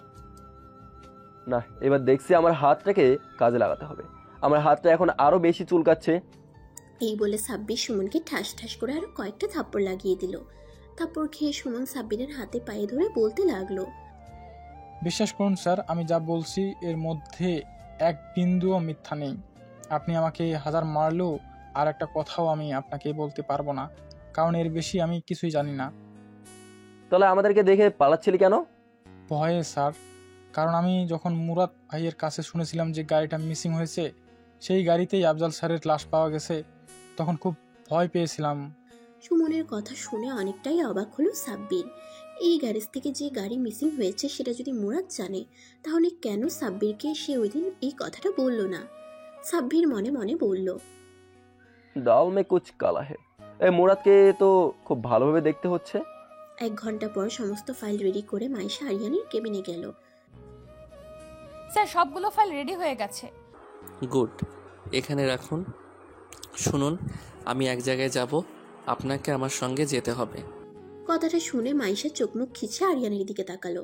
ইঁদুর, বান্দর, কুত্তা, বিলাই আবারও আমাকে নিয়ে গাড়ির মধ্যে বসিয়ে রাখবি, তাই না? যাবো না আজকে আমি তোর সাথে, তুই একাই যা। আসলে স্যার, আমার একটু কাজ ছিল, আমাকে আজকে দ্রুত বাসায় ফিরতে হবে, তাই আমি আপনার সাথে যেতে পারবো না। তোর যে বাসায় কি ঘোড়ার ডিমের কাজ আছে তা তো আমি ছাড়া আর কেউ জানে না।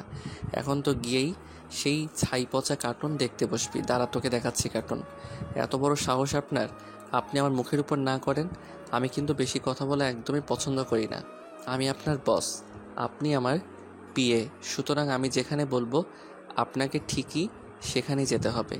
কিন্তু আরিয়ান ওকে একটা ধমক দিয়ে বলল, আমি যা বলেছি তাই করুন, ওকে? ডাইনোসরের বাচ্চা, দেখিস তোর কোনোদিনও ভালো হবে না। মাইশা একটা ভেঙচি মেরে ওখান থেকে চলে গেল। কিছুক্ষণ পর মাইশা আর আরিয়ান অফিস থেকে বেরিয়ে গেল। ওরা অফিস থেকে বেরিয়ে যেতেই অফিসের কিছু লোক নিজেদের মধ্যে বলাবলি করতে লাগলো, এই মাইশার যে কতগুলো ছেলে লাগে তা ও নিজেও জানে না, আর আমাদের বয়স হয়েছে আরেক। মাইশা ছাড়া কি অন্য কোনো পিয়ে সে পেল না, মাইশাইকে রাখতে হলো। তখনই নীরা বলে উঠল, আমি কি মাইশার থেকে কোনো দিক থেকে কম? কিন্তু স্যারে তো আমাকে চোখেই পড়ে না। সে তো সবসময় মাইশাকে নিয়েই ব্যস্ত করে থাকে। আমার দিকে যদি একটু নজর দিত, আমার জীবনটা ধন্য হয়ে যেত। সীমা কথাগুলো শুনে হাসতে হাসতে নীরাকে বলল, নীরা, তুমি না একটা কাজ করো, জেগে জেগে স্বপ্ন দেখো, কারণ স্যার কখনো তোমার দিকে তাকাবেও না, আর তোমার জীবনটাও ধন্য হবে না। তার থেকে বরং জেগে জেগে স্বপ্ন দেখো, একটু যদি স্বপ্নে তোমার জীবনটা ধন্য হতে পারে। নিজের বন্ধুর হয়ে সাফাই গাইছো? অবশ্য নিজের যোগ্যতা ছাড়া অন্যজনের সুপারিশে চাকরি হলে যা হয় আর কি।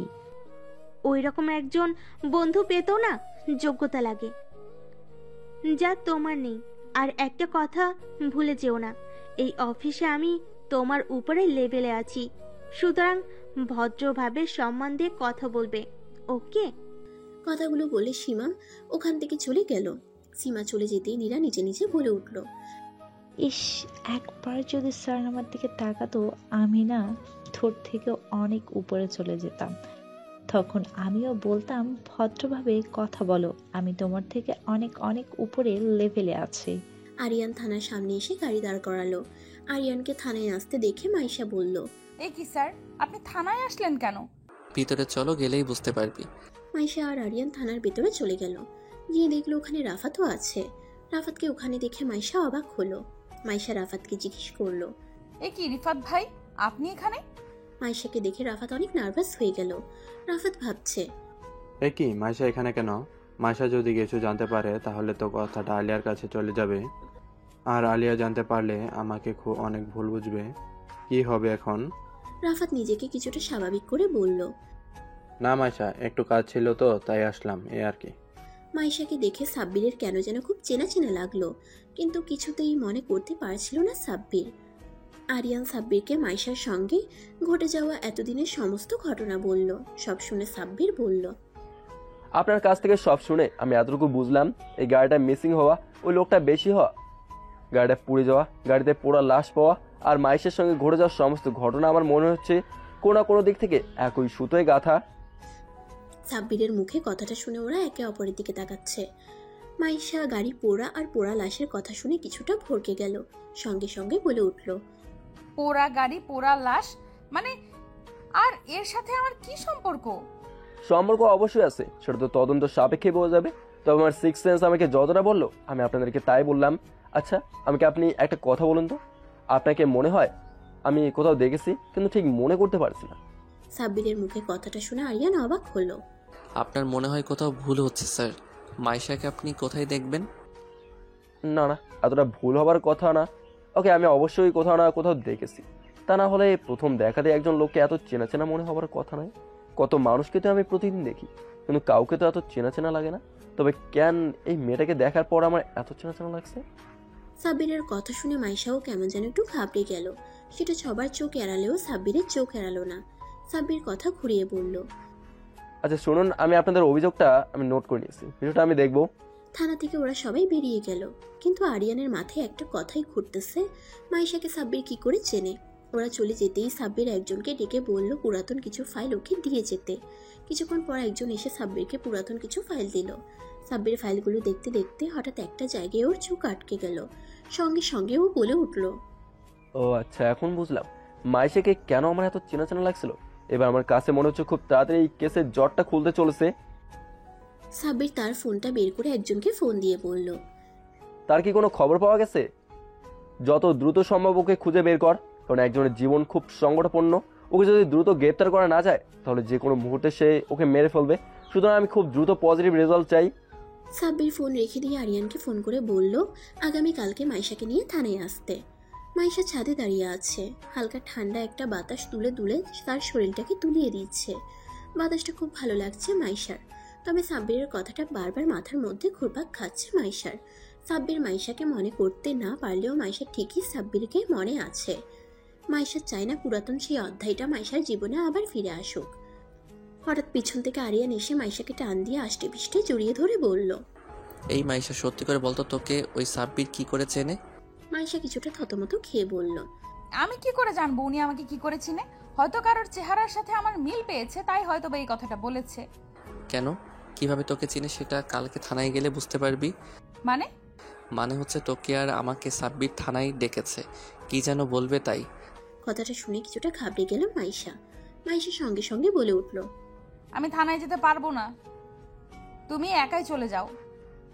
না একদম না, আমার সঙ্গে তোকেও যেতে হবে। যেতে হবে মানে যেতে হবে, কথাটা মনে রাখিস। পরদিন সকালে ওরা দুজন থানায় গেল। থানায় গিয়ে দেখলো ওখানে রাফাতও আছে। সাব্বির ওদেরকে বসতে বলল। তারপর সাব্বির মাইশাকে উদ্দেশ্য করে বলল, মিস মাইশা, আমি জানি আমি তোমাকে মনে করতে না পারলেও তুমি আমাকে ঠিকই মনে রেখেছো। মাইশা কিছু বলছে না, গুটিসুটি মেরে চুপচাপ বসে আছে। কি মাইশা, ঠিক বলছি তো? আরিয়ান বলল, আপনি আসলে কি বলতে চাচ্ছেন সোজাসুজি খুলে বলুন। আপনি কিভাবে মাইশাকে চেনেন?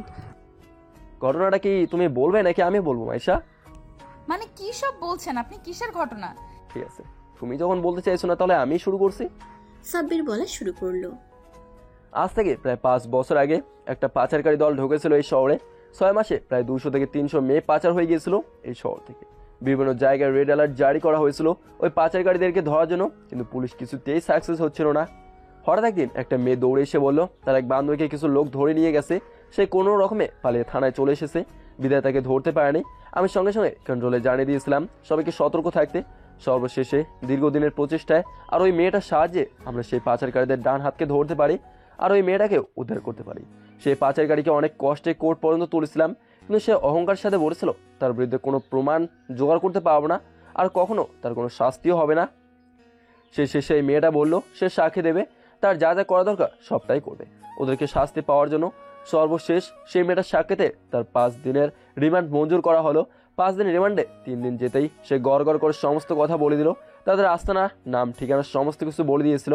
সবাইকে আমরা ধরতে সক্ষম হয়েছিলাম, শুধু পালের কোদাকে আমরা হাতের নাগালে পাইনি। তবে খুব তাড়াতাড়ি তাকেও পেয়ে যাব। আমাদের মিশন চলছে এবং খুব তাড়াতাড়ি তা সাকসেসফুল হবে। এখন মিস্টার আরিয়ান, আপনি হয়তো প্রশ্ন করতে পারেন এটা আমি কেন আপনাকে বলছি, এর সাথে আপনাদের বা মাইশের কি সম্পর্ক? হ্যাঁ অবশ্যই, এখানে মাইশার কি সম্পর্ক সেটা অবশ্যই আমাকে জানতে হবে। সাব্বির মাইশার দিকে তাকিয়ে বলল, কি মাইশা এখনো চুপ করে থাকবে নাকি বাকিটা তুমি বলবে? মাইশা এবার মুখ খুলল। হ্যাঁ, সেই মেয়েটা আমিই ছিলাম। আমি সাক্ষী দিয়েছিলাম ওদের বিরুদ্ধে, আর আমার সাক্ষীতেই ওরা ধরা পড়েছিল আর ওদের শাস্তি হয়েছিল। তুমি তখন স্কলারশিপ পেয়ে বাহিরে গিয়েছিলে, তাই তুমি কিছুই জানো না। আমি মামা আর মামিকে নিষেধ করেছিলাম এই ব্যাপারে তোমাকে জানাতে, তাই তারা আজও পর্যন্ত তোমাকে এই ব্যাপারে কিছুই জানায়নি। কথাগুলো শুনে আরিয়ান আর রাফাত ট্যাপ ট্যাপ করে তাকিয়ে আছে মাইশার দিকে। মাইশা এত কিছু করেছে অথচ আরিয়ান কিছুই জানে না। সাব্বির আবার বলা শুরু করলো, এবার মূল কথা আসা যাক। আমি এতদিন কেসটাকে নিয়ে অন্ধকার হাতারে মরছিলাম। যখন মাইশাকে দেখি এবং কিছু ফাইল আমি ঘাটাঘাটি করি, তখন আমার কাছে সম্পূর্ণ ক্লিয়ার হয়ে গেল কেন কেউ মাইশাকে আক্রমণ করছে, মারার চেষ্টা করছে, আর ওই গাড়িটা পোড়া থেকে শুরু করে গাড়িতে পোড়া লাশ, এসব কিছু কেন হচ্ছে। এর কারণ হচ্ছে মাইশা। কারণ মাইশার সাক্ষীতে ওদের শাস্তি হয়েছে। পাচারকারী দলের প্রধান ব্যবসা নষ্ট হয়ে গেছে, তাই সে একজনকে হায়ার করেছে মাইশাকে মেরে ফেলার জন্য, বলতে পারেন রিভেঞ্জ। রাফাত সাব্বিরকে জিজ্ঞেস করলো, কারণ আপনি আরিয়ানের বন্ধু। ও চেয়েছিল মাইশাকে সহ ওর সাথে জড়িত প্রত্যেকটা লোককে কঠিনভাবে প্যাচে ফেলতে, এমনভাবে ফাঁসাতে যাতে করে ওরাও জেলে যায়। কিন্তু আমার আফজালের জন্য আফসোস হচ্ছে, মাঝখান থেকে ওর জীবনটা গেল। তবে আপনি চিন্তা করবেন না, খুব দ্রুত আমরা তাকে ধরে ফেলবো। আমাদের মিশন চলছে। তো মাইশা, তোমাকে সব দিক থেকে সতর্ক থাকতে হবে সব সময়। তোমার লাইফ অনেক রিস্কে আছে। কিছুদিন পর পুলিশের অনেক প্রচেষ্টায় শেষ পর্যন্ত পাচারকারী দলের প্রধানকে পেয়েছিল পুলিশ, কিন্তু দুর্ভাগ্যবশত পুলিশের চোখ ফাঁকি দিয়ে পালিয়ে গেছে। সঙ্গে সঙ্গে সাব্বির মাইশা আর আরিয়ানকে সতর্ক করে দিল যেন তারা সতর্ক থাকে, কারণ সে আবার তার তাণ্ডব শুরু করবে মাইশা আর তার কাছের মানুষগুলোর উপর। কি হতে চলেছে জানতে হলে সিজন 2 এর জন্য অপেক্ষা করুন। ভালো থাকবেন সবাই। আল্লাহ হাফেজ। সমাপ্ত।